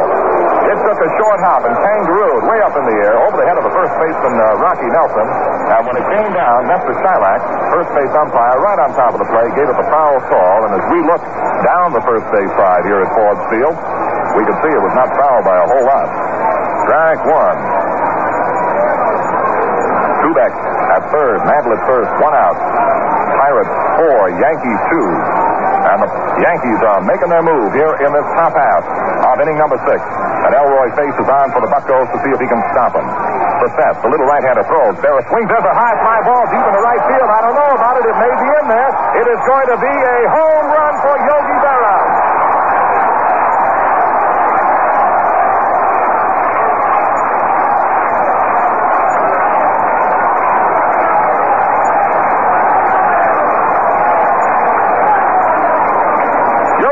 Hit a sky-high fly ball right to the right field foul line, all the way into the deep right field corner. And we had to hold up because it was threatening to go foul, but it held in there, dropped in fair, a 3-run home run blast for Yogi Berra, and the Yankees have battled back out in front again.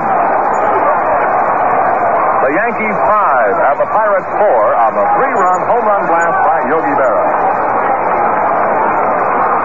Bob Friend and Harvey Haddix are at it in the Pirate bullpen down in the right field corner. And now it's Yankees 5 and the Pirates 4.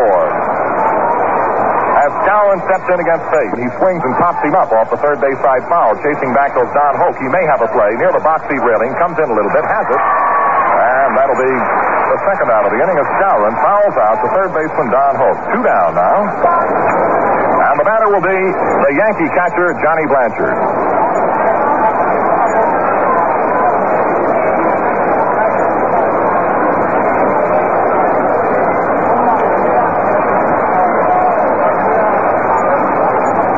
Blanchard now. The pitch is a ball low inside to the left-hand swinger. Blanchard went out on a wonderful play by Vernon Law in the third inning. Vernon made a leaping one-handed grab to steer his ground ball in the third, and then Blanchard slid out to center in the fifth inning. As Face goes for the move, a little right-hander throws, swinging a ground ball down first base way, waiting as Nelson grabs on a knee-high hop, trudges to the bag, and tags up ahead of Blanchard for the final out. Well, the Yankees grabbed 4 big runs in the inning on a total of 3 base hits. No Pirate errors, none left. And the score at the end of 5 1/2 innings of play, it's the New York Yankees 5, the Pittsburgh Pirates 4. Bob Skinner leads off for the Pittsburgh Pirates in the last half of the 6th inning. Skinner walked in the first inning, and when Nelson ripped one into the right field seat, scored the first run of the game. Nelson with a 2-run home run blast in the first inning, and the Pirates grabbed 2 more in the second inning on a 2-run single by Bill Burton. But then the Yankees came on with a big 4 runs in the top of the 6th inning and have taken over now a 5-4 lead. And here's Skinner to face the little left-hander Bobby Shantz. First pitch coming down to Skinner, swinging a fly ball deep to right. Back and waiting is Maris. He's there and makes the grab. 1 out. Skinner flies out to the right fielder, Roger Maris.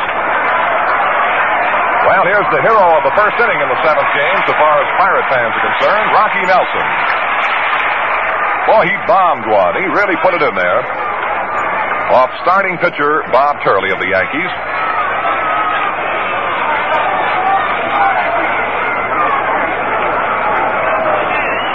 But the Yankees have come battling back via their favorite punch, the home run ball. The pitch to Nelson, who's swinging a ground ball down the first base side, waiting is Skowron. He digs it out neatly, now throws to Shantz, the pitcher covering at first, in time to get Nelson for the second out. 2 up, 2 down for the Pirates in the bottom of the 6th, and now it'll be Roberto Clemente, who popped out to second baseman Richardson and then hit into a very sharp double play. Richardson to Kubek to Skowron in the 3rd inning. Ralph Terry and Jim Coates, a couple of long, lean right-handers, are going for Stengel down in the Yankee bullpen in left field. 2 out, none on. Yankees 5 and the Pirates 4.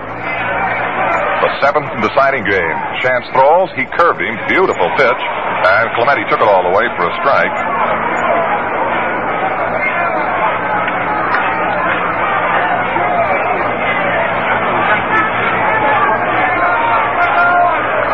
Now the little southpaw from Ambler, PA, brings the arm down, throws a fastball, but it's low and inside, and a ball. 1-1 now to Clemente.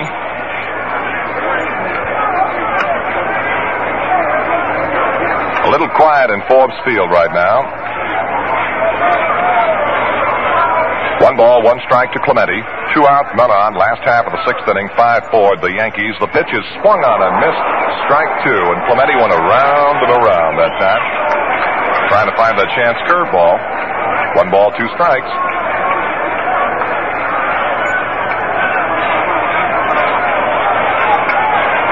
Now Shantz in the move. The 1-2 to Clemente. Ground ball hit off the third base side of the mound, fielded by the pitcher Shantz, recovers, throws to first in time to get Clemente, and that'll be the final out of the inning. Shantz, one of the fine fielding pitchers in baseball, throws out Clemente. 3 up, 3 down, no runs, no hits, no errors, none left. And the score at the end of 6 complete now, it's the Yankees 5 and the Pirates 4. Where'd you get that hat, Sonny boy? What do you mean? I'm the fire chief. Say, isn't this the car showroom that's on fire? Not the showroom, Chief. The customers. They're on fire with desire for GM's new special size car, the new Buick Special. It gives you the best of both worlds. Big car luxury and small car economy. Buick Special. That's my car. See, it's smaller than big, yet bigger than small. It's your car.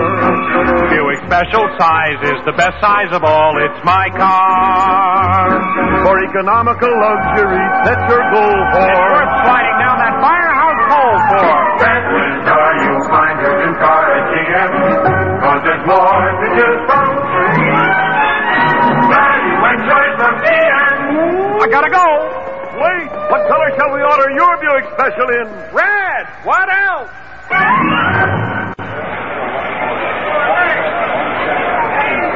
Cletus Boyer, right-hand swinging third baseman for the Yankees in the 7th game, will lead off in the top of the 7th inning. Yankees 5, Pirates 4.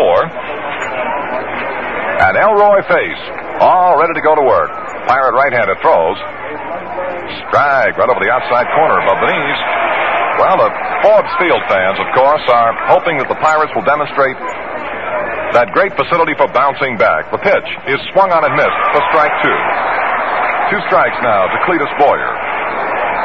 The Buccos of Danny Murtaugh, no less than 29 times in the past season, trailing after 6 innings, came on to win. Swinging a high fly ball deep into left. Skinner digging hard, going to his left, still moving, and now it's Burton crossing over, and Burton makes the easy catch in deep left center. Skinner going hard, it looked as though he might not get to the ball, and then Burton just grew up right in front of it to handle it without any trouble at all. Boyer flies out to the center fielder Burton. And the Forbes Field fans now give a good reception to the Yankee hurler Bobby Shantz, who has retired 11 in a row since he's come in the ball game. As a batter in the 5th inning, Shantz popped out to the first baseman Rocky Nelson. The pitch is a ball. To say the least, Chance doesn't present too much of a strike zone. Now Face into the move. Swinging a high foul ball out of play. Behind the plate, back among the spectators. And the count to Chance, 1 ball and 1 strike.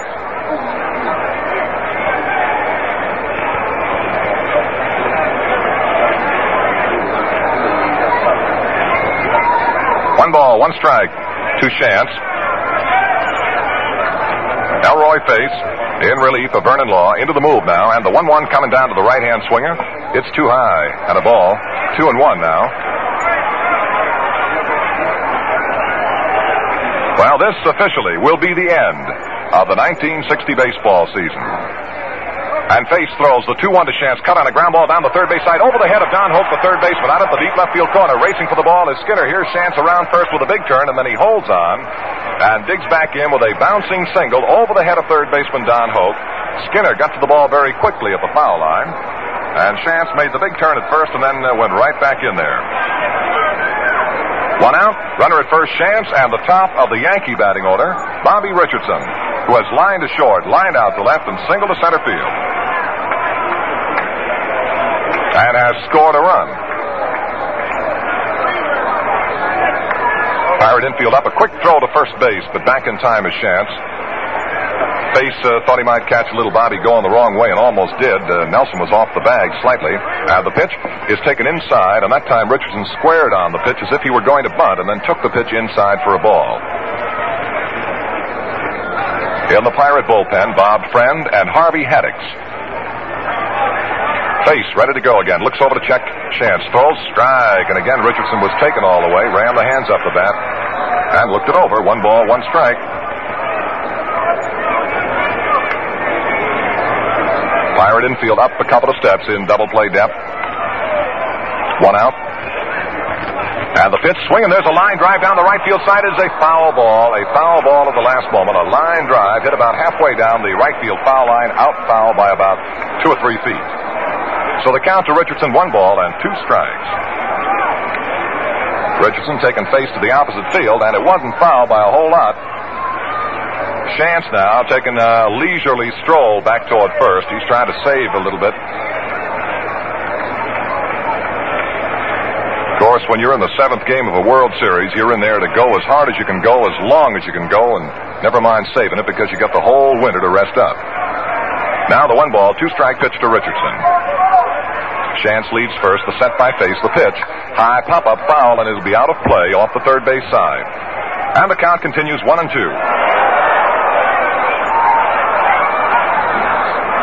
That old baseball bounces around quite a little bit, hitting the upper deck off the third base side, and they couldn't hold it up there, so charged the second-story tennis down the left field side with an error, and the lower box seat fans held onto it.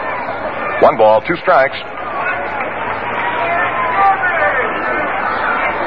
1 out, Yankees batting, top half, 7th inning. Score, the Yankees 5, the Pirates 4, final game of the series. Elroy Face now delivers. Richardson swings, ground ball, third base way. Don Hope has, goes to second. That's 1, and that's the only play possible. They execute the force of Bob Chance coming in at second base for the 2nd out of the inning. And on at first base on the force is Richardson. 2 down now, and the batter will be Tony Kubek. Kubek popped to second, popped out to short, drew a walk in the 6th inning. And that walk, incidentally, was what sent Vernon Law out of the ball game and brought in Elroy Face.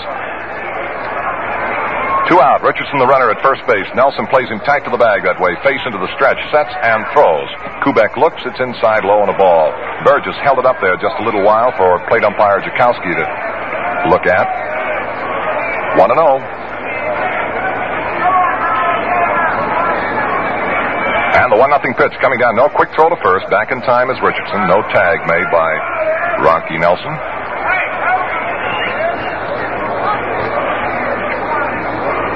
And the 1-0 no. Another quick throw to first. And this time Nelson made the tag, but not in time. 1 ball, no strikes. To the batter, Kubek. 2 down. Richardson edges out to that lead again. Face sets. Looks over to first and turns and throws. Swinging a line drive into right field. Clemente to his right, stops, and he's got it for the final out of the inning. Kubek lined out to the right fielder, Clemente, for the Yankees in the 7th inning.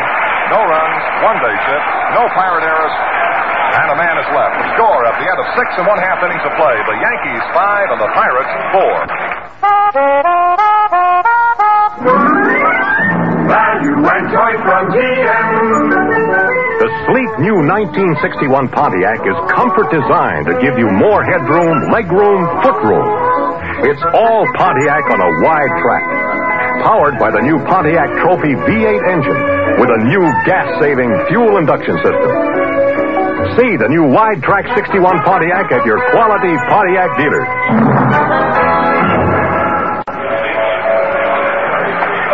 Yes, you can see the new Pontiacs now. Stop in today.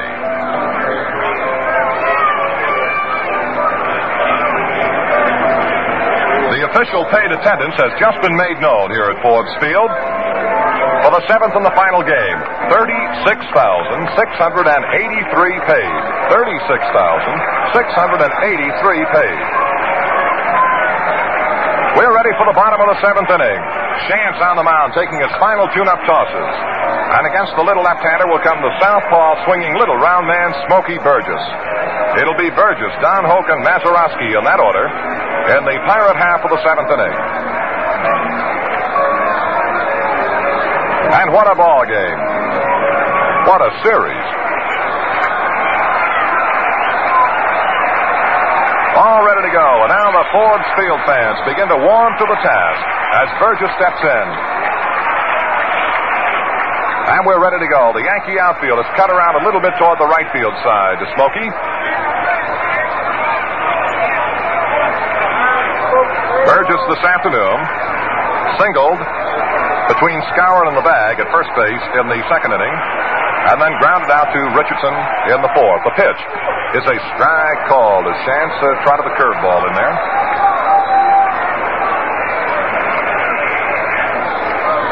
The 7-game total attendance in the 60 World Series, 349,813. Yankee bullpen active again with Coates and Terry.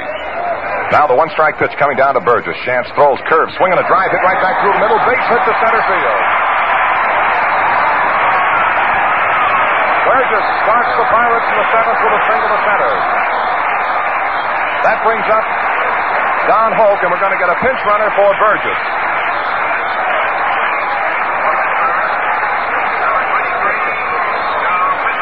Joe Christopher has come on to run for Smokey Burgess. Christopher is running for Burgess at first, and the batter will be Don Hoke. Hoke threw the walk in the 2nd inning, grounded out to second base in the 4th inning. The base hit by Burgess a moment ago is the first Pirate base hit since back in the 2nd. Now the left-hander throws. Hope takes inside and almost hit him. Just turned away from an inside offering. Ball 1. Well, where Terry and Coates have been kind of throwing rainbows down there in the bullpen in left field for the Yankees, they're beginning to hum the ball a little better right now. Leadoff hitter Burgess single to center field. He's replaced by runner Christopher, who leads first base. Skowron tight to the bag. The 1-0 pitch coming to right-hand batting Hope. He takes it inside for a ball 2. Ran the hands up the bat and shrugged away from an inside offering that very nearly hit him. 2 balls, no strikes. And the tension mounts with each and every pitch.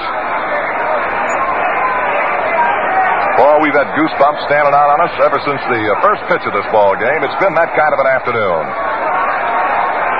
The Yankees 5 runs on 7 hits. The Pirates 4 runs on 5. Chance is ready. The 2-0 to Hope. He takes again inside and a ball 3. 3-0.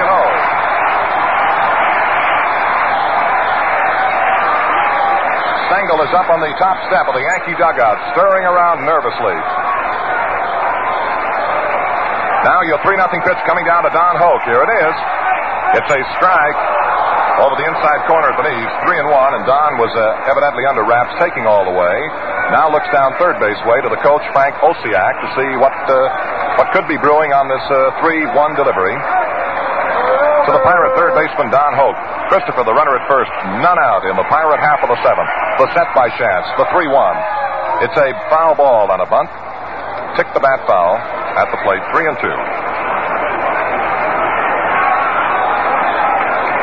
Holt gave little or no indication of the bunt that time other than running the hands up the bat. There wasn't too much body action on his part. He just slid the hands up the bat and chopped at the ball. Bunted it foul at the plate. 3-2 to Don. Well, we'll keep an eye on Christopher over there at first base. 3 balls, 2 strikes. None out. Christopher the runner at first. Scour naturally holding him on, playing him tight to the bag. And Little Chance, being a left-hander, is looking right down his throat. Here's the stretch, the set, and the throw to first base, but diving back under the throw is Christopher. No play.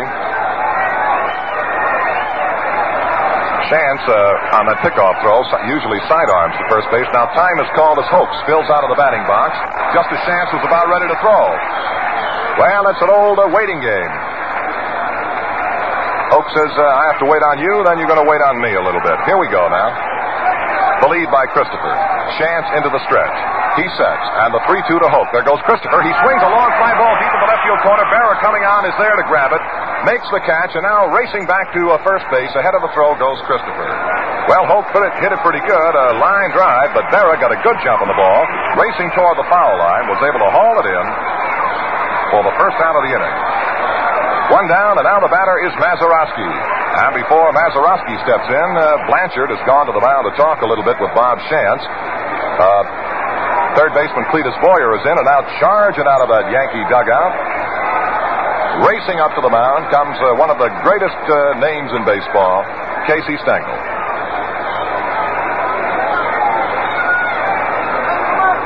Speaking of great names in baseball, Stan Musial is sitting in a front row seat in the St. Louis Cardinal box down along the first baseline. And you look a long time before you find any greater than that man. Well, plate umpire Bill Jakowski's made a trip up there to the mound and said, well, fellas, we better break up the conference. We got a ball game on our hands. So Stengel now goes back to the Yankee dugout off the third base side. Boyer takes over his position at third base. Blanchard down behind the plate again. 1 out of the inning. And here is Mazeroski, who had a bunt single to load the bases in the second inning and popped out the shortstop in the fourth. Chance is ready. He throws. Ground ball hit sharply up the third base side. Charging Kubek makes the grab. Throws to second. 1 out. Back to first. Double play. Short to second to first, a lightning quick double play for the New York Yankees, and they're out of trouble here in the bottom of the 7th inning. For the Pirates, no runs, 1 base hit, no Yankee errors, none left, and the score now at the end of 7, it's the New York Yankees 5 and the Pirates 4. Where did you come from? I didn't see anybody come in. That's how it is with us leprechauns. Leprechauns? Right. And will you be kind enough to show me one of them new cars? One that likes a bit of action, like dancing in the moonlight, you know? Why, yes, sir. I've got just the car. Oldsmobile for 61. The action line in performance and design. It's your car. With value that only Olds could achieve. It's your car. You just have to see one, and then you'll believe it's my car. With styling to please either he folk or she folk. And room for 100 or more of us wee folk. Chances are you'll find your new car at GM, 'cause there's more to choose from. Value and choice from GM. And will you pay cash for your new Olds, sir? Well, just now I'm a little bit overdrawn at the end of the rainbow. So would you just put one of them nice cars away? See the new Oldsmobile today. In that a pinch runner entered the game for Burgess, the Pirates have Hal Smith behind the plate as we go to the 8th inning, and here's Roger Maris. Swings and hits a line drive down to that right field corner. It is going to be a foul ball at the last moment. Bangs off that big wall down there, 300 feet away, and about 6 or 8 feet foul. Just a long strike to Maris, who's looking for his first base knock in this final game. Fouled out to third, lined out to right, fouled out to third. Elroy Face on the mound, and Hal Smith is now the Pirate catcher. Top of the 8th, Yankees 5, Pirates 4. The pitch, swinging a ground ball right back to the third base side of the mound. Going hard, Face makes a grab, recovers, throws to first in time to get Roger Maris on a wonderful play. On his follow-through, Face came off the first base side of the mound and then had to retreat very rapidly to the third base side of the mound and make the pickup and recover in time to throw out Maris, who was going along pretty good. 1 out in the Yankee half of the 8th inning, and now here is Mantle, who has 2 hits in 3 trips and a run batted in. All ready to go now. Face into the move. The first pitch to the left-hand swinger is a ball up high. Mantle has knocked in one and scored one. The big hit in the ball game so far has been a 3-run home run blast by Yogi Berra in the 6th inning. And the Yankees lead 5-4. The pitch to Mantle, swinging a line drive, caught by the shortstop, Dick Grote. Mantle tried to get one into the opposite field, but Grote went soaring up in the air in front of his line drive to take it for the second out. Joe DeMaestri is loosening up for the Yankees down in left field. And here is Yogi Berra, the man who put the Yankees in front with a tying fly ball home run with two mates aboard in the Yankee 6th. And that's the way the ball game stands right now in this top half of the 8th inning. 2 out and none on. The Yankees 5 and the Pirates 4, and Elroy's face throws. He's high to Berra for a ball. Berra could very possibly have had 2 base hits in this ball game so far had it not been for a sparkling play by third baseman Don Hoke back in the 2nd inning. Look out, Yogi. Low bridge. Little face let one go high and tight, and Berra had to duck down out of the way. 2 balls, no strikes. A little bit of the sign language that the pitchers employ on behalf of the batters. Sometimes that kind of a pitch carries a rather authoritative message. Now the 2-0 pitch coming down to Yogi Berra. Swinging a high pop foul behind the plate. It may make the seats, and I believe it will. Out of play. 2-1. 2 out, none on.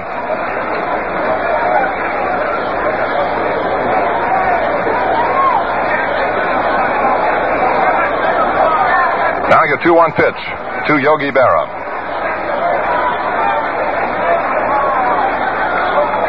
All ready to go now. Faced with a new ball in play. Spent a little time kind of massaging and rubbing it down. Now the little right-hander into the move. The pitch coming to Berra. Swinging a ground ball foul outside of first. Caroms off the box seat railing out into right field where Clemente runs it down. 2-2 to Yogi Berra.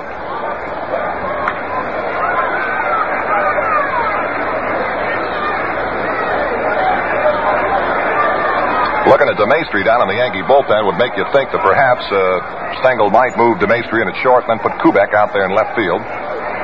But let's let Mr. Stengel run the ball club and wait and see. Now the 2-2 pitch to Berra, ground a foul ball back on the netting behind the plate. And it's 2-2.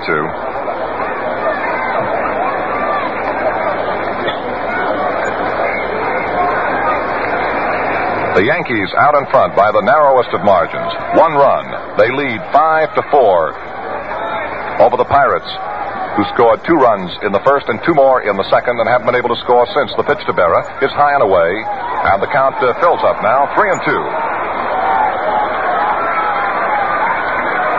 Bob Turley started today for the Yankees, gave way to Bill Stafford, and then Bob Shantz came on, and he's held the Pirates right where they are. Now the big one, 3-2 pitch coming to Berra, 2 out and none on. It's up high, ball 4. Berra walks. First walk issued by Elroy Face this afternoon.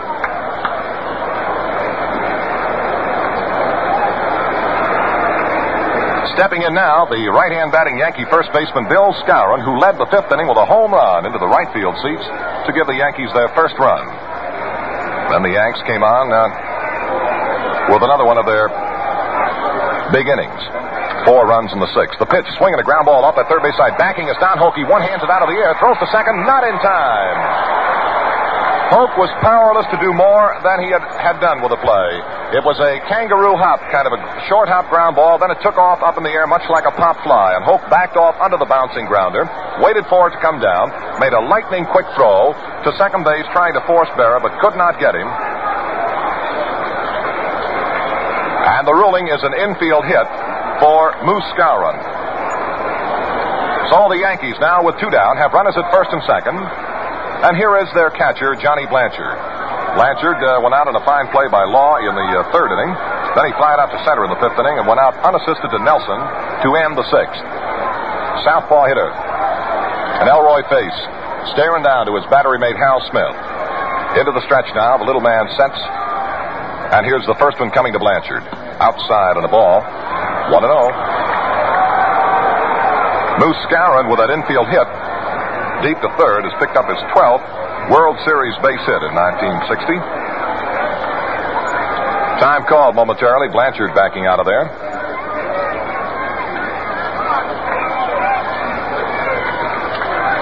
$36,683 here to see the final game of the 6C series. And what a ball game they're looking at. Face ready, he throws, swinging a high pop foul out of play off the first base side. The count is 1 ball, 1 strike to Blanchard.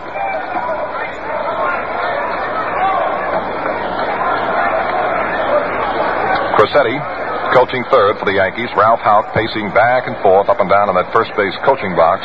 Skowron, the runner, at first. And Yogi Berra down there at second for the Yankees. DeMaestri still loosening up a little bit in the Yankee bullpen in the left field corner. And face now ready with a 1-1 pitch to Johnny Blanchard. Here it comes. Swinging a soft line drive. It's going to be in there for the base hit in right center field. Around third, headed for the plate comes Yogi Berra. On his way to third goes Skowron. As the right fielder Clemente bobbled the ball momentarily, but Blanchard has looped a shallow base hit in the alley in right center to drive in Berra with the Yankees' 6th run of the afternoon. Skowron takes third, and Blanchard picks up his 2nd World Series run batted in.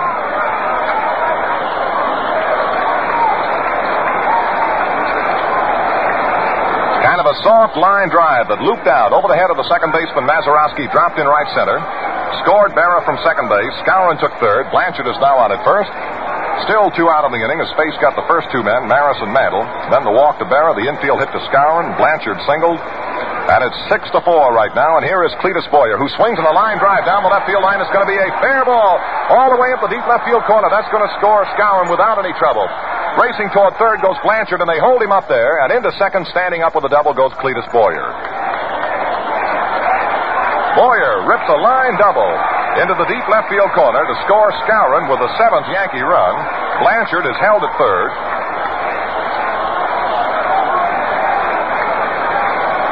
And it's now the Yankees 7 and the Pittsburgh Pirates 4, 2 out, and runners at second and third. And the batter will be the pitcher, Bobby Shantz. Shantz, in 2 trips to the plate this afternoon, has popped out to first and singled to left field. And now he steps in with Yankee runners at second and third. Face into the move. The first pitch to Shantz is low and away. Ball 1.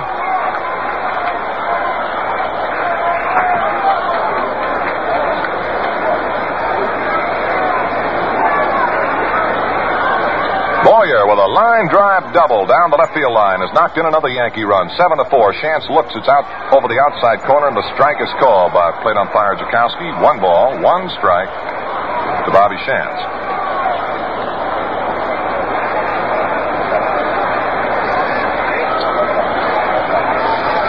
And the pitch, swinging a high pop-up foul down the first base side. It'll make the seats, I believe. Chasing over goes catcher Hal Smith with his back in behind the Pirate dugout at about 15 rows.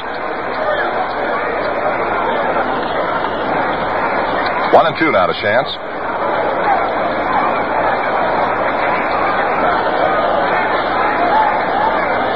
Yankee bullpen standing up down there in left field. Pacing around nervously, watching every move in the ball game. Activity. Bob Friend is throwing, along with Harvey Haddix, I believe, in the Pirate bullpen down in the right field corner. Shantz, little right-handed batter, waiting now. The 1 ball, 2 strike pitch from Face, and here it is. It's too low, and the count is 2-2.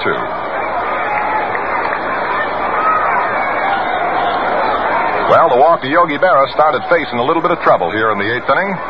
Infield hit by Skowron, put him in deeper, and then Blanchard singled to drive in a run. Boyer doubled to drive in another. The Pirate right-hander throws low, and a good save by catcher Hal Smith. Well, that'll fill the count now. 3-2. Full count to Bobby Shantz.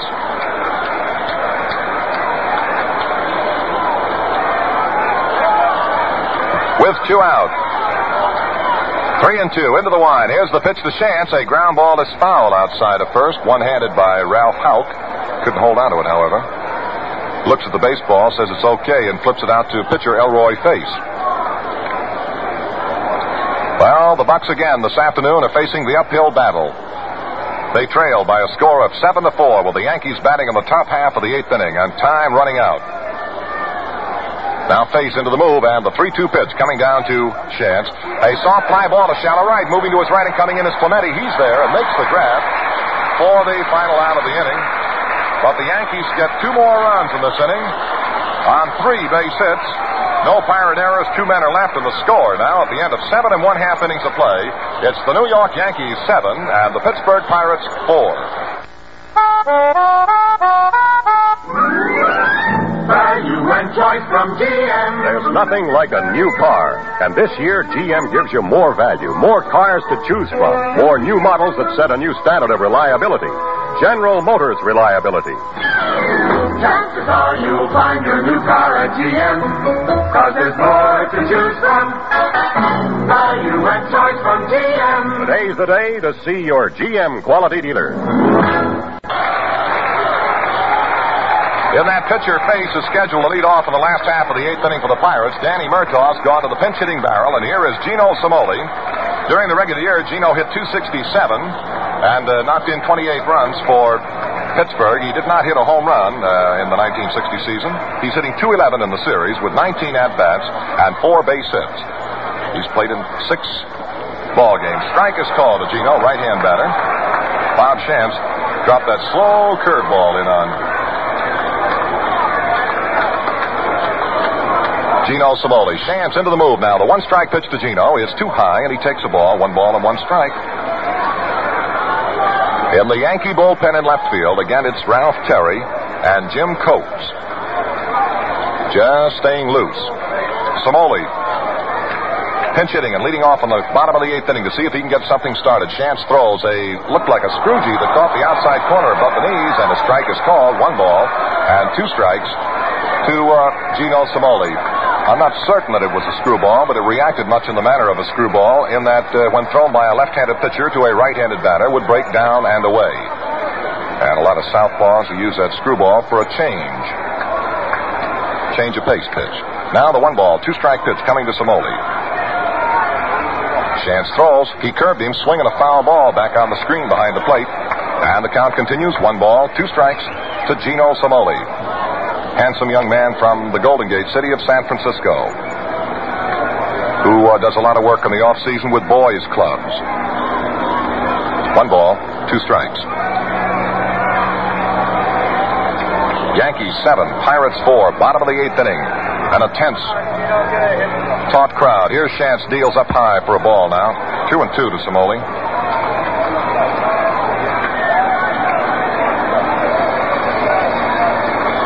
The fans here at Forbes Field are sitting as if they were on a keg of dynamite. You can just feel the explosion that could happen if Cimoli could get the Pirates started.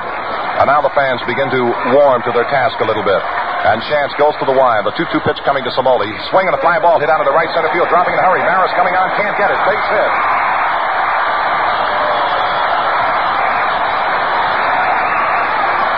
Pinch hitter Gino Cimoli is delivered with a base knock in right center. And that'll bring around the top end of the batting order, Bill Burton. And now Forbes Field becomes a little more lively as these Pirate fans try to get into the game with their ball club. Burton this afternoon has flied to left, has singled to right center to drive in 2 runs, has grounded out to second base, 1-for-3. Shantz into the move now. He sets. Strike is called as Shantz got a good fastball over the outside corner to the left-hand swinging Bill Burton. Strike 1. Runner at first base, Gino Cimoli, to say the least. Skowron holds him tight to the bag. The set, the pitch. Swinging a ground ball hit right toward the shortstop. Oh, it hit Kubek in the face. It hit him in the face, and Kubek has been hurt, and all hands are safe. A bad hot ground ball came up and hit him in the face and bounced away, and all hands are safe, and time has been called here at Forbes Field while Yankee teammates rush along with the trainers to see if they can assist Kubek. Now, I said it hit him in the face. I'm not certain. It could have been in the throw to the jaw. We will know a little later. The ball bounced after it hit Kubek a little bit to his left. And, of course, Burton is on at first base. Jack Quinlan, who was looking at Kubek through field glasses, informs that the ball apparently hit Kubek on the Adam's apple. Kubek now sitting up and being administered to by the Yankee trainer. Burton is safe. Down to second goes Cimoli.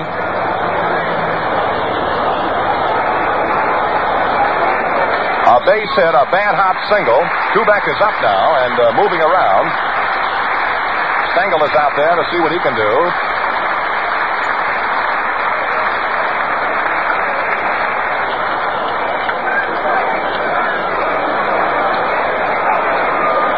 Trainer Gus Mauch broke from the dugout like a sprinter the minute Kubek hit the ground. It was a sharply hit ground ball, and Kubek was right in position to make the play and, of course, go for the double play, when suddenly that ball took an unusual hop and came up, and it appeared to hit him in the vicinity of the face or the jaw, and now we have determined that it struck Kubek in the Adam's apple on the throat. Now the ball bounced 6 or 8 feet to Kubek's left, and, of course, Samoli was able to move to second base, and on at first base with a bad hop single is Bill Burton. Stengel still out there talking to his shortstop, Kubek. Well, Jack, of the many painful injuries a man can sustain in baseball, certainly that is one of the more painful. Oh, Chuck, he took a pretty good jolt. That thing tipped him right over backwards as soon as the ball hit the ground and came up and hit him right in the throat. And he flipped over like a fish out of water, and he just sat there in a sitting position for a while, and Stengel now is looking out toward the bullpen. I believe Joe DeMaestri is going to come in to relieve Tony Kubek. He got a pretty good shot there right in the throat. Well, here's a standing ovation for the fine Yankee shortstop Tony Kubek, who was victimized by a bad hopping ground ball that hit him in the throat, and Stengel decides that he will bring Joe DeMaestri into the ball game at shortstop, and Kubek gets a fine, warm ovation from these Pittsburgh Pirate fans at Forbes Field. So Joe DeMaestri comes in now to play shortstop in this 8th inning. Well, let's see what will develop. DeMaestri takes some tune-up tosses. The score, the Yankees 7 and the Pirates 4. And the Pirates, well, the tying run is represented by the batter, Dick Grote. DeMaestri is now the Yankee shortstop, so the Yankee infield has Boyer third, DeMaestri short, Richardson second, and Scoured at first. Pirate runners at first base, Bill Burton. At second base, Gino Samoli. The batter is Dick Grote. Chance up on the mound, looks down to Blanchard to pick up the sign, and here we go again. He sets, and the first pitch to Grote is a strike over the inside corner at the letters. Grote was all cranked up on that pitch, and then at the last moment snapped the hands back inside and took it. 1 strike. Osiak edging up into the corner of the coaching box at third, looking out there to check on Samoli. Mickey Vernon eagle-eyeing the moves of Bill Burton at first base, and of course guarding against the moves of Bob Shantz. Scoured backs off the bag at first. Now the 1-strike pitch to Grote. It's inside in the ball. 1 ball, 1 strike.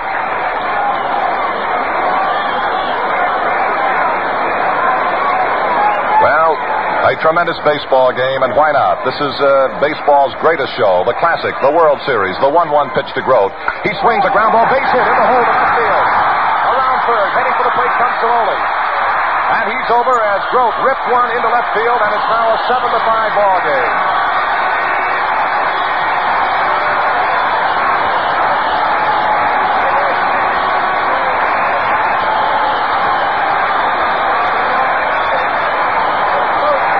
Fans at Forbes Field are on their feet. Around their feet as Stengel goes to the mound. You wouldn't say we were excited, would you? Stengel goes to the mound and is talking now with his catcher Blanchard and pitcher Bobby Shantz. Dick Grote has just ripped one. He really nailed it right on the button between the third baseman and the shortstop, in the hole, through the left field. Scored Samoli from second base with a 5th run. Burton holds second. Down to first is Grote. And out of the Yankee bullpen now comes right-hander Jim Coates. And that's going to be all for Bobby Shantz. This little fella has pitched a great ball game.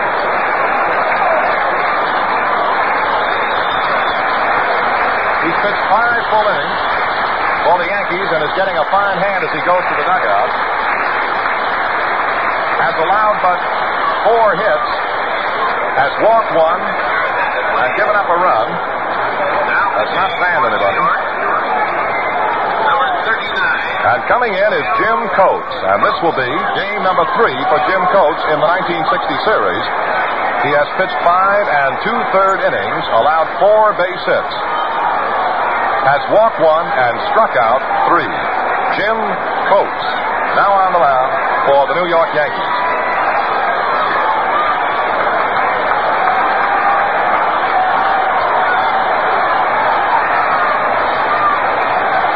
The first batter to face Jim Coates will be Bob Skinner, who was able to play in the first game of this series for the Pirates and has been out ever since with a jammed thumb. Coates, during the 1960 season for Casey Stengel and the Yankees, appeared in 35 ball games. He started 18 games and completed 6. A total of 148 innings, allowed 138 hits. He won 13, he lost 3, and Skinner moved up to the plate.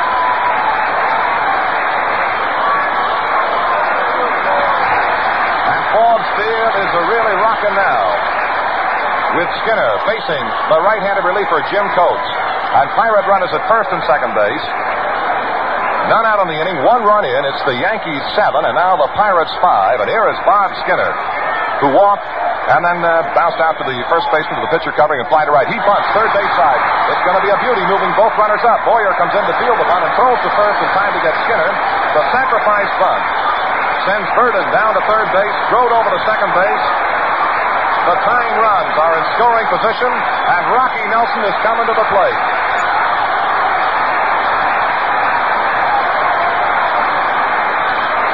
Skinner was called upon to sacrifice and dropped a perfect bunt down the third base line, fielded by the third baseman Boyer, who threw to Scour in time to retire Skinner for the first out, but it allowed Burton to move into third base and broke to second base, where the right kind of a base hit could tie up the old series. The Yankees lead at 7-5 right now, and Coates is into the move. The first pitch to Rocky Nelson.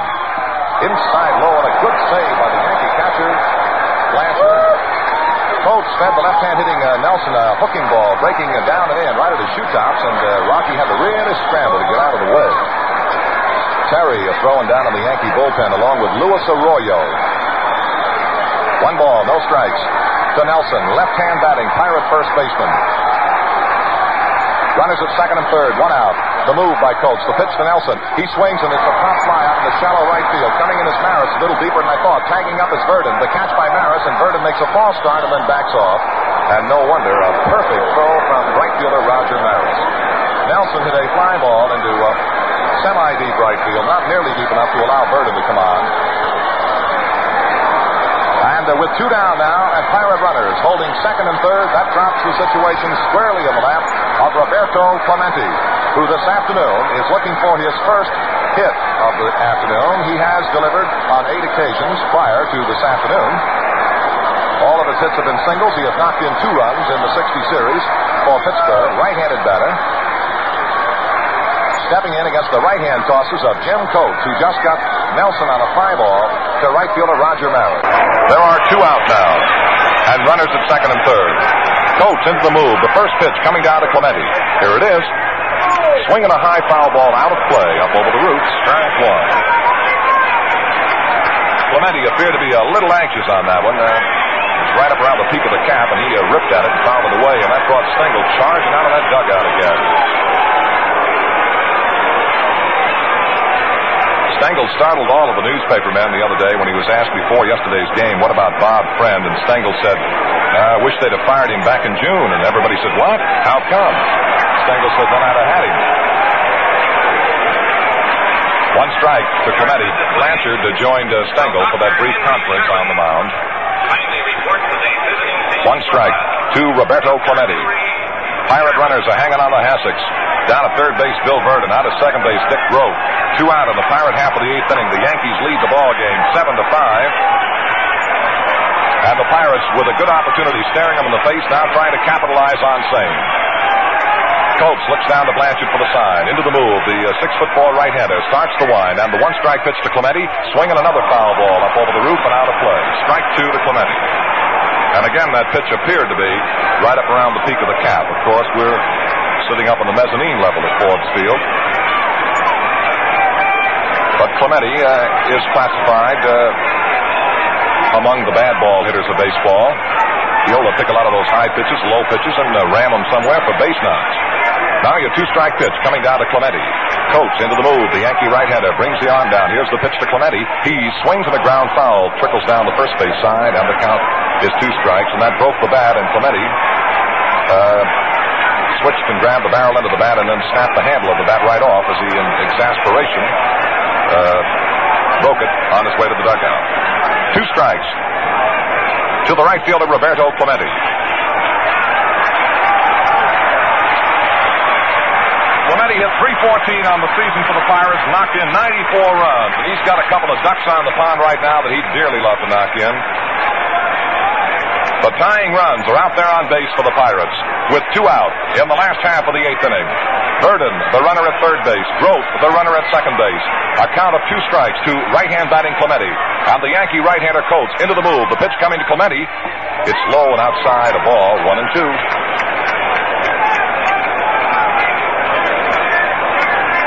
In typical World Series fashion, this one appears to be going right down to the wire.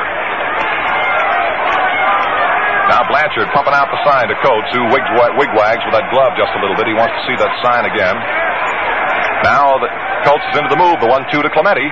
He swings a ground ball, slowly hit off the first base side, charging a scour. He makes a pickup, there'll be no play, and a run scored.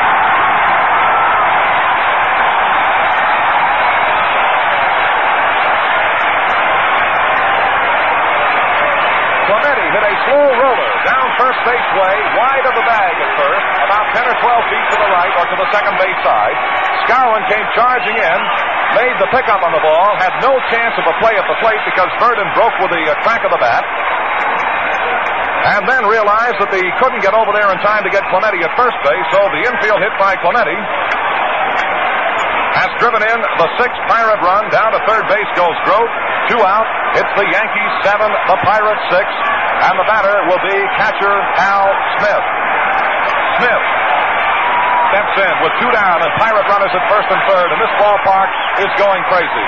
Coates into the set. He throws. Smith takes a strike right down the pipe, and Smitty was giving it a good look.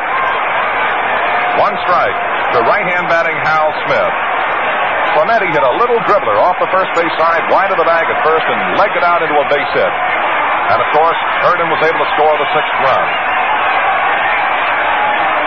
Now the 1-strike pitch coming to Smith. It's high on the ball. 1 ball, 1 strike.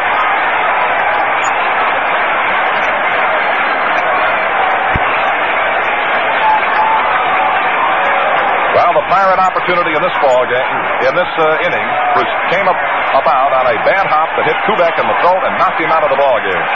Now the 1-1 pitch coming down to Hal Smith. There it is. Swing and a miss. Strike 2, and he really pulled the trigger.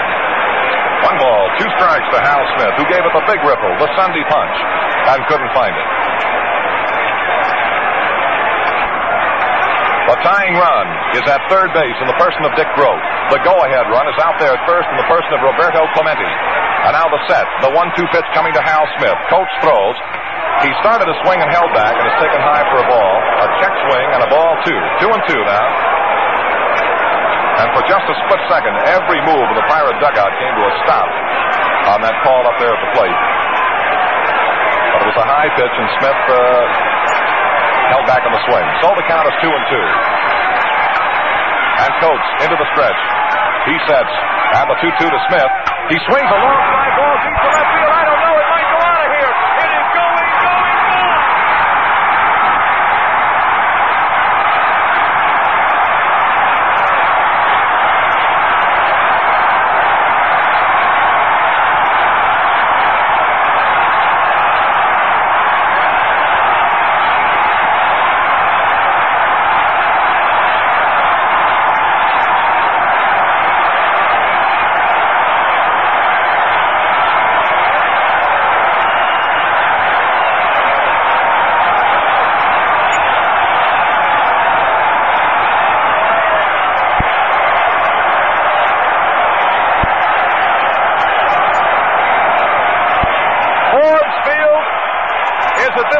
Outdoor insane asylum. We have seen and shared in one of baseball's great moments, and a fellow who shared all of these jobs with me throughout the 1960 World Series. That is, if he can hear me now. Jack, we have shared one of the all-time great moments in baseball, the 7th and deciding game of the World Series, and Hal Smith has just hit a home run to put the Pirates in front by a score of 9-7. Chuck, I don't know why you called on me. I'm almost speechless. This is one of the most dramatic home runs of all time. 5 runs are in, and the Pirates again have the lead. A tremendous wallop by Smith. And and the only reason that he was playing is that Burgess had been taken out earlier for a pinch runner. He just drove a ball over the 406-foot sign in toward left center field. Farrah went back, and all Yogi could do was stand there and just be helpless and watch the ball sail out over the ballpark and into Shenley Park for a 3-run homer, and the Pirates now lead by a score of 9-7. A new pitcher, Ralph Terry, has come on as Smith delivered the knockout blow to lean, lanky Jim Coates. That's the story at Forbes Field. Hal Smith ripped into a pitch, a 2-2 offering, and hit it out over the left field wall. As the Pirate players would tell you, Smith hit one far out into the afternoon, over the 406-foot sign, to score Grote with a tying run, Clemente with the 8th run, and himself with the 9th run. And when Smith got to the dugout, it's a wonder he could stand up. He received, as you could well expect, a tremendous pummeling and back-thumping from the excited Pittsburgh Pirates, and the noise here at Forbes Field still has not died down. Terry has come on in relief of Coates. Coates has worked 2/3 of an inning, has allowed 2 base hits and 2 runs. Didn't strike anybody out, didn't walk anybody, and now Ralph Terry faces Don Hope. 2 out, none on, and the Pirates have bounced back and lead 9-7. The pitch is a ball outside high.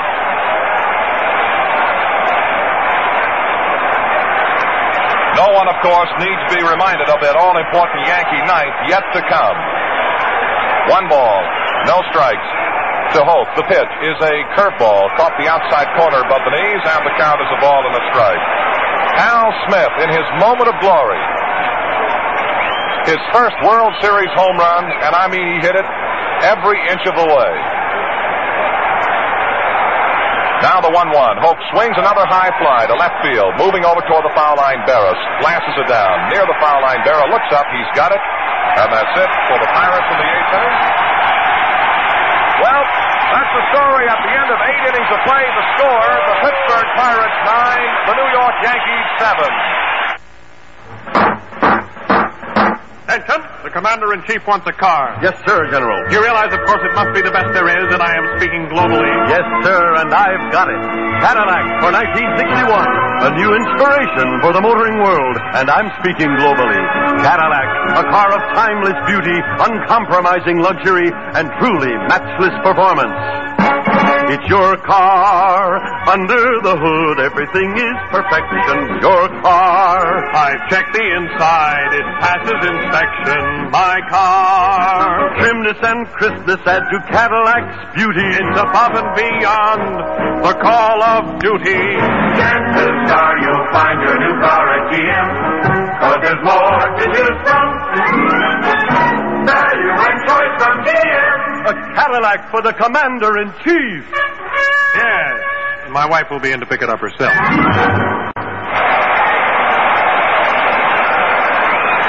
From out of the Pirate bullpen in the right field corner to face the New York Yankees in the 9th inning comes Bob Friend. This will be his 3rd game.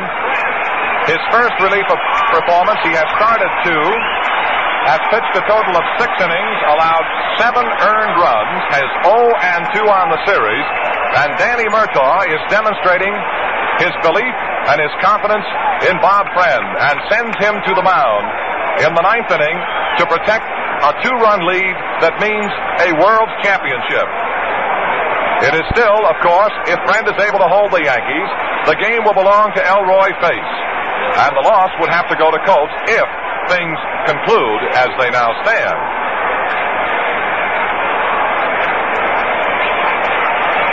In the 9th inning, for the Yankees, it will be Bobby Richardson to lead off against Bob Friend.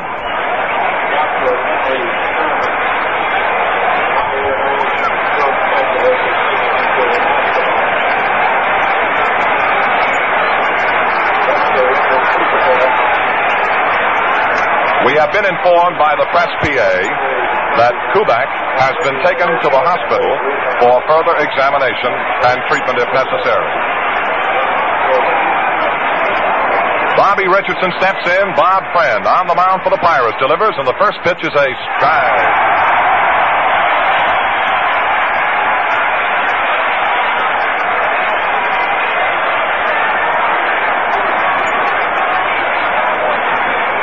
Right back, swing and a fly ball to shallow left center. It may drop in, and it does drop in for the base hit. Richardson opens the Yankee half of the ninth inning with a looping single to shallow left center. And the Yankees move right back. And out of the Yankee dugout on the third base side comes the former Pittsburgh Pirate, who incidentally holds the Pirate record for home runs hit by a left-handed batting first baseman, 27. Dale Long is coming on now. This will be his second at-bat in the series, has yet to hit. And in the Yankee season, in a total of 26 ball games, Dale Long hit for a total of 366 with 3 home runs and 10 runs batted in. Dale Long is batting now for DeMaestri. A power hitter, a left-handed batter, and he can reach that right field barrier here in Forbes Field with any one swing. Now the lead by Richardson. The set, the pitch by Friend is swung on, and foul ball is going to be out of play. Strike one.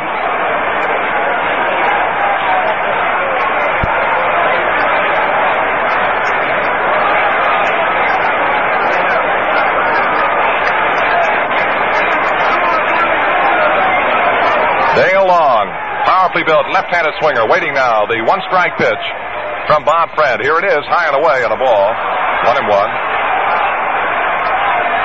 Incidentally, we want to remind you the broadcast is authorized under broadcasting rights granted by the Commissioner of Baseball solely for the entertainment of our listening audience, and any publication, rebroadcast, or other use of the descriptions and accounts of this game without the express consent of the Commissioner is prohibited. And now the 1-1 swing and a line drive. It's going to be a base hit out of the right field corner. Clemente plays it on the first hop. Richardson holds second, and Long delivers with a line single to right field, and the Yankees are back at it again. Back-to-back base hits, and the Yanks have the tying runs at first and second, and Roger Maris slated to step in.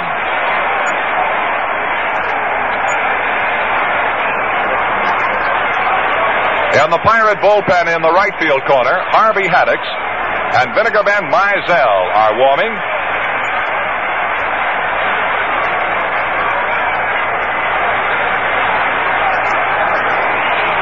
And the sign has gone to the bullpen, and it will be Harvey Haddix. Well, Bob Friend has certainly been as unlucky as a Pirate pitcher could be in this World Series. He is out of the ball game, faced 2 men, they both hit safely. And now leads the ball game for Harvey Haddix. This for Harvey will be his second 1960 World Series appearance. He started one ball game and won it. He pitched 6 1/3 innings, allowed 5 base hits. In the year, Haddix had a record of 11 wins and 10 defeats. Harvey Haddix is coming on now. He was the winning pitcher in game number 5. And as we look to the Yankee bullpen in the left field corner, Casey Stengel has Whitey Ford warming. What a 7th and concluding game to a World Series.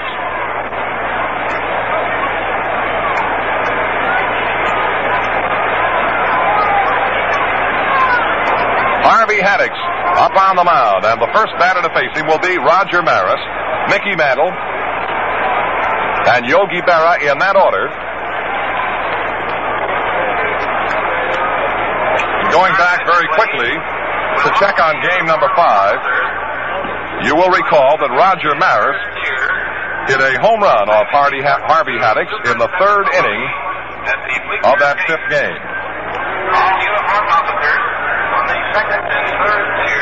Haddix completing his tune-up tosses. And the Yankees have demonstrated once again that power that brought them along to their American League pennant, that saw them sweep 15 at the end of the year and win. And now here in the 9th inning with the Pirates out in front by a score of 9-7, virtue of a tremendously exciting 3-run home run by Pirate catcher Hal Smith. Suddenly see that lead in danger again. And Harv Haddix has been called upon by Danny Murtaugh to see if he can stop the rampaging Yankees in the top of the ninth. He was Haddix, one of the principal actor in one of baseball's most exciting episodes, May 26, 1959 in Milwaukee, for 12 innings. This is the fellow who set the Braves down in order, only to lose the perfect game, a no-hitter, and the contest itself 1-0 in the 13th inning on an error, an intentional walk, and a base hit. Well, here is Haddix. In an equally dramatic situation, with Long at first base and Richardson at second base. Maris steps in against Harvey Haddix. None out. In the top half of the ninth inning, Haddix throws low, ball 1.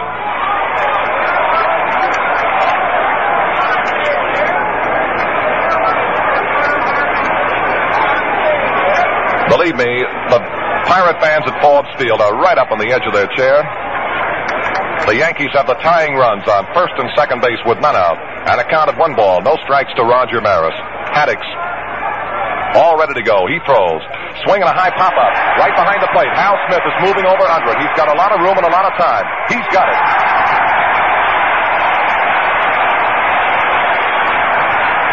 One out, and more trouble to come in the person of Mickey Mantle. Mantle will face Haddix as a right-handed swinger. And Mantle this afternoon has 2 base hits in the ball game. With a run batted in, he has scored a run. The Pirates lead 9-7. 1 out. Top of the ninth. Yankee runners at first and second base. Mantle steps in, and Haddix looks down to battery-mate Hal Smith, about all ready to go.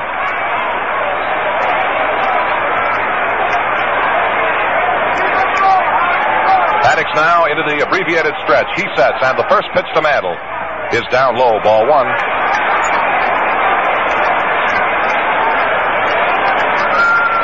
Berra in the on-deck circle off the third base side for the Yankees. Pirates 9, Yankees 7. 1 away. Richardson, the runner at second base for the Yankees. At first base, Dale Long. And Harvey Haddix out of the bullpen trying to stop the Bombers. The little left-hander into the abbreviated stretch again. He kicks and throws, and Mantle swings, and there's a line drive base hit out into the right field alley. Chasing the ball down is Clemente. Around third, heading for the plate comes Richardson. Clemente bobbled the ball around. Down to third base goes Long, and Richardson scores the Yankees' 8th run. Long goes to third base. Mantle has singled his 3rd hit of the afternoon.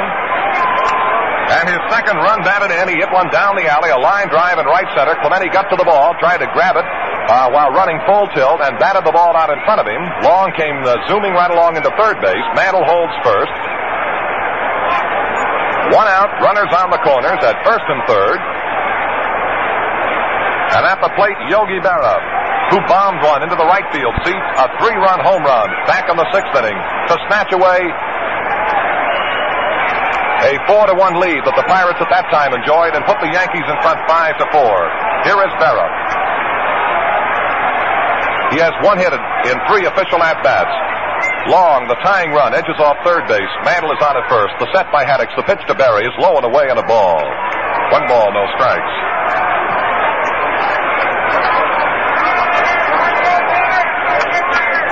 "90 feet away, here in the top of the 9th inning, is the tying run. And our time call momentarily. Casey Stengel out in front of the dugout, and I think he wants Gil McDougald into the ball game as a runner for Dale Long, and that's the story. McDougald will now run for Dale Long at third base. McDougald running for Dale Long. Gil McDougald. McDougald replaces Long as the runner for New York at third in the top of the 9th inning. 1 away. Berra waiting the 1-0 pitch from Harvey Haddix.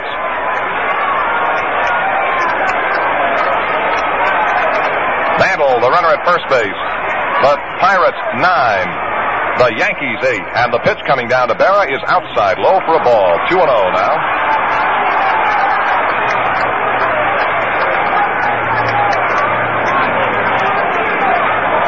Well, this is what you always hope for in a World Series. Baseball at its most exciting. And that is exactly what we have this afternoon. Now Haddock's ready to go again. The count, 2 balls, no strikes to Berra. He throws. Swinging a drive, hit right to first base. He's got it tagged up at first base and then tagged. Mantle, no, he missed him and the tying run scored. Mantle is safe at first base in one of the weirdest plays, and we'll go back and tell you what happened. Berra ripped a line drive down the first base side. Stewart, or rather Nelson, the first baseman, fielded the ball in the first hop and tagged up. That made Berra the second out of the inning. Then he tried to tag Mantle, who dove back to the bag, and he missed him. And while so doing, the tying run scores.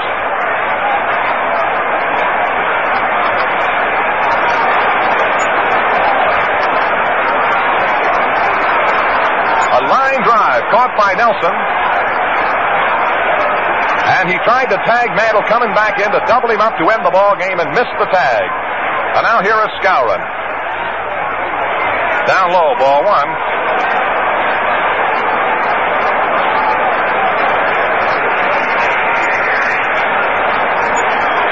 Both of those runs, of course, are charged to Bob Friend. The game has been tied on the top of the 9th. 2 out. Mantle still that runner at first base.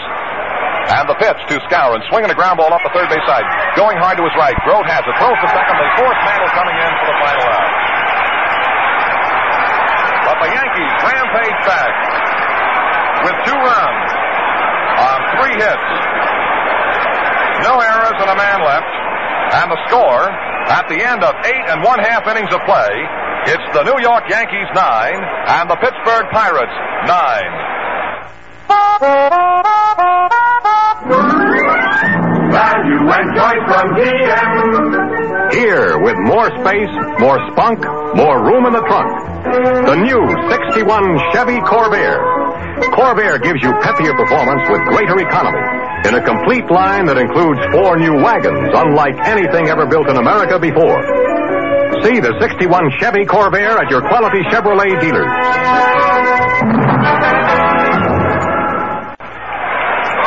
Stop in today and see the new Corvair. We pause 30 seconds for station identification. This is WGY 810 on your dial and WGFM, the General Electric station, Schenectady. Here's the official weather forecast for interior eastern New York and adjacent western New England. Mostly fair and cool with scattered frost tonight. The low overnight readings in the 30s and low 40s. Tomorrow, Friday, partly cloudy and a little warmer. The high 65 to 75.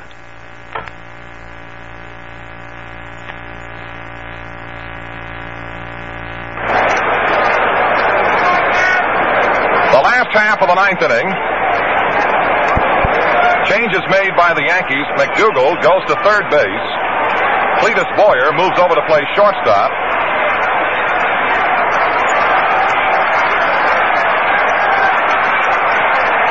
And Ralph Terry, of course, on the mound will be facing Mazeroski. And to go over that Berra play once again, it was a hard-hit drive down the first base side. The Nelson fielded on the first hop and tagged the bag at first. That eliminated Berra. He was out. And then Mantle could have been in a rundown, but it was not the case. He dove back safely to first base. Here's a ball 1, too high now to Mazeroski. And the Yankees have tied the game in the top of the 9th inning. Well, a little while ago when we mentioned that this one, in typical fashion, was going right to the wire, little did we know.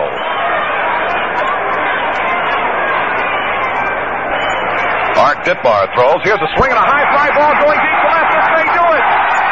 Back to the wall goes Berra. It is over the fence. Home run. The Pirates win.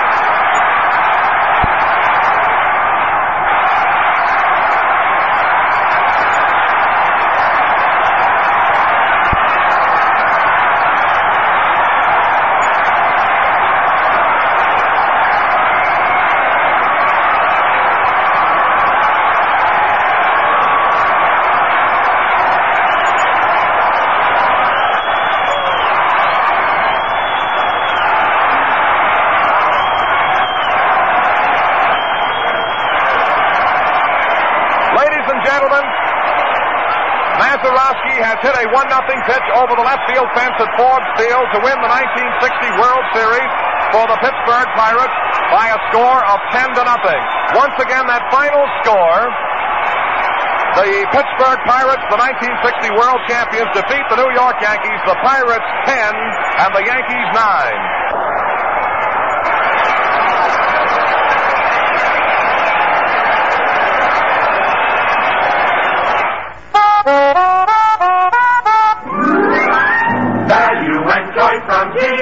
This year, General Motors offers you cars with more solid value built into them, more breadth of choice than you've ever known. Yes, it's value and choice from GM. So today's the day to see your quality GM dealer. Back at Forbes Field, it is all over in one of the most dramatic finishes on history. Bill Mazeroski has hit his second World Series home run over the left field barrier, 406 feet away, and the Pirates are the 1960 World Champions of baseball. And Jack, you could employ a lot of script writers and pay a lot of money, but try and write a better finish to a ball game or a more exciting one. Chuck, from the very first pitch down here to the last one, which Mazeroski hit over the 406 sign to win it and make the Pirates world champions, this ball game was filled with drama, excitement. It had everything, and the Pirates are the world champions of 1960. On Billy Mazeroski's home run, leading off the last half of the ninth inning, the final score 10-9. The Pirates had 10 runs, 11 hits, no errors. They left only one man on base all afternoon. The Yankees had 9 runs on 13 hits, 1 error, 6 men left on. The winning pitcher, Harvey Haddix, his record now 2-0 in the World Series. The loser, Ralph Terry, his record 0-2. 36,683 fans were here, and that Mazeroski was jumping around the bases when he saw the ball disappear into Shenley Park like a little kid with a brand new toy, and there's no reason not to do anything like that, because that fella gave himself and his teammates the 1960 Baseball World Championship, and also about $8,500 apiece or $9,000 apiece, something like that. And now to wind up this World Series broadcast, let's pick up Bob Prince and some of those victorious, happy Pirates. Bob, take it away. Here's the president of the National League. Come on up here, Mr. Giles. We want Mr. Warren Giles, the president of the National League, to come up here, give you help up. Come on, Danny. Warren, I know how happy you are about this World Championship. I tell you, this is one of the biggest ones yet, and it shows what teamwork and guts and determination can do, because the Pirates have shown that all year. And they beat a great Yankee ball club, No question about it. Thank you very much, President Warren. Okay, well, congratulations to you, because I know how you were pulling. Oh, man, I was. Hey, Hal Smith, come up here a minute, Hal. Come up here on television, coast to coast. And, Hal, on TV a minute. Wait a minute. I want him on my TV. We're fighting photographers. Hal, a great home run you hit. Thank you. And we're going coast to coast. The folks want to get a good look at you. And it was a long, wonderful, boy. It was a wonderful day. And of course, I never thought we'd come back like we did, but come back we did, huh? We come back just like we always did all year, didn't we? That's right, Hal. Thank you. Here's Bill Mazeroski. Struck the game-winning blow. Hey, wasn't that something, Billy? Oh, I can't even talk. I'm too tired. What'd you do? You didn't have to run very far, did you, boy? What was the pitch you hit, Bill? It was a high fastball. A high fastball. That did it. And the Pirates are the world's champions for the first time since 25. Joe Brown and Don Hoke. Here's our general manager, Joe Brown. Don Hoke, want to be seen coast to coast. Tiger, a tremendous victory. Bob, this is one of the greatest team efforts I've ever seen, I'll tell you that, and I'm awful proud to be a part of it. Well, I know that they're all proud to have you there, and Joe Brown, what a great job you did as general manager of this fine championship. Guys around you here did it, Bob. Yeah. God almighty, it was just wonderful. I think it was just sheer guts against power, and the guts came through. This is... I'm speechless. I know you are. I know how you feel. Here's Tom Johnson, Dick Groat. We're going coast to coast, Dick. I know you're real happy about I feel wonderful, Bob. It's the greatest ball club in the world. World's champion, Dick Groat. How's it sound? Wonderful. The greatest feeling in the world to be the world champion. They thought we were dead, but we bounced back, didn't we, Bob? Yes, you did. Wonderful. Thank you very much, Dick Groat. Let me get Vern Law over here. I want to have Vern Law come over. Tom Johnson, yep. I've got my scorecard.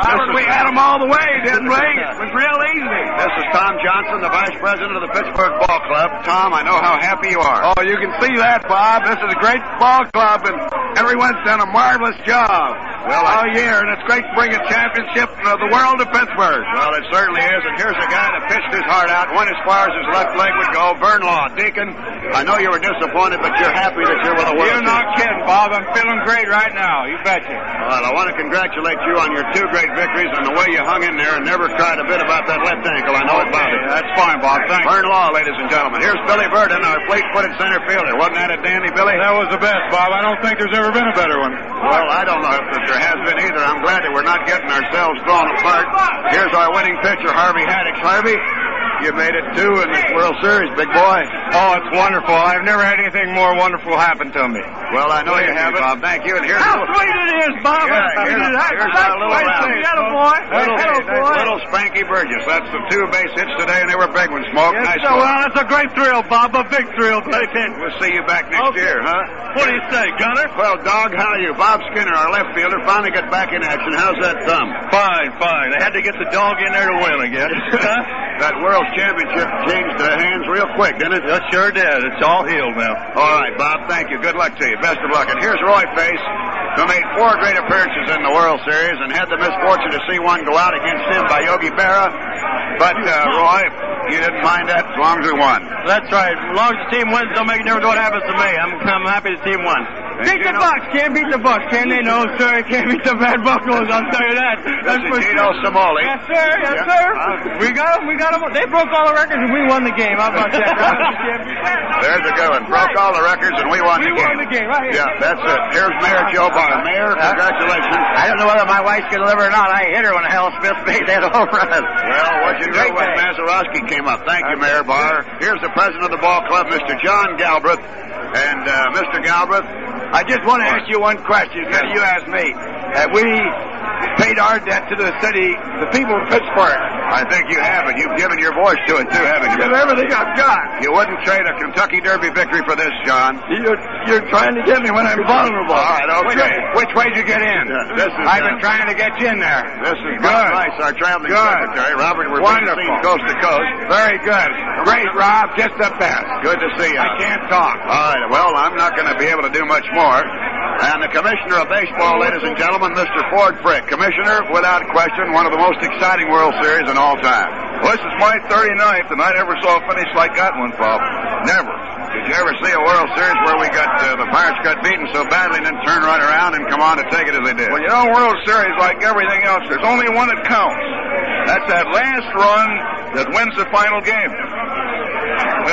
Well, it was a thriller, and Commissioner Frick, thank you very much. Terrific. It was a terrific series, well played, and beautifully handled, I thought. Thank you, Commissioner Ford Frick. Here's Rocky Nelson, one of the stars in our ball game. Rocky, I know how delighted you are to be a member of the World Champion Pirates. Pretty wonderful, Bob. You can't beat it, I'll tell you, when you're on top. We just finished a great year, that's all. It was a team effort, and it was a team effort today. Everybody hit the ball. All right, Rocky, thank you. Here's Danny Murtaugh. You Irishman, you did it. By golly, Bob, what a finish. But we've been doing that all the year, and I think the fans are looking forward to it. Well, thank you very much, Dan, John Galbraith. And I'll just say thank you to everybody. I hope you fans have enjoyed hearing from these very happy world champion Pittsburgh Pirates.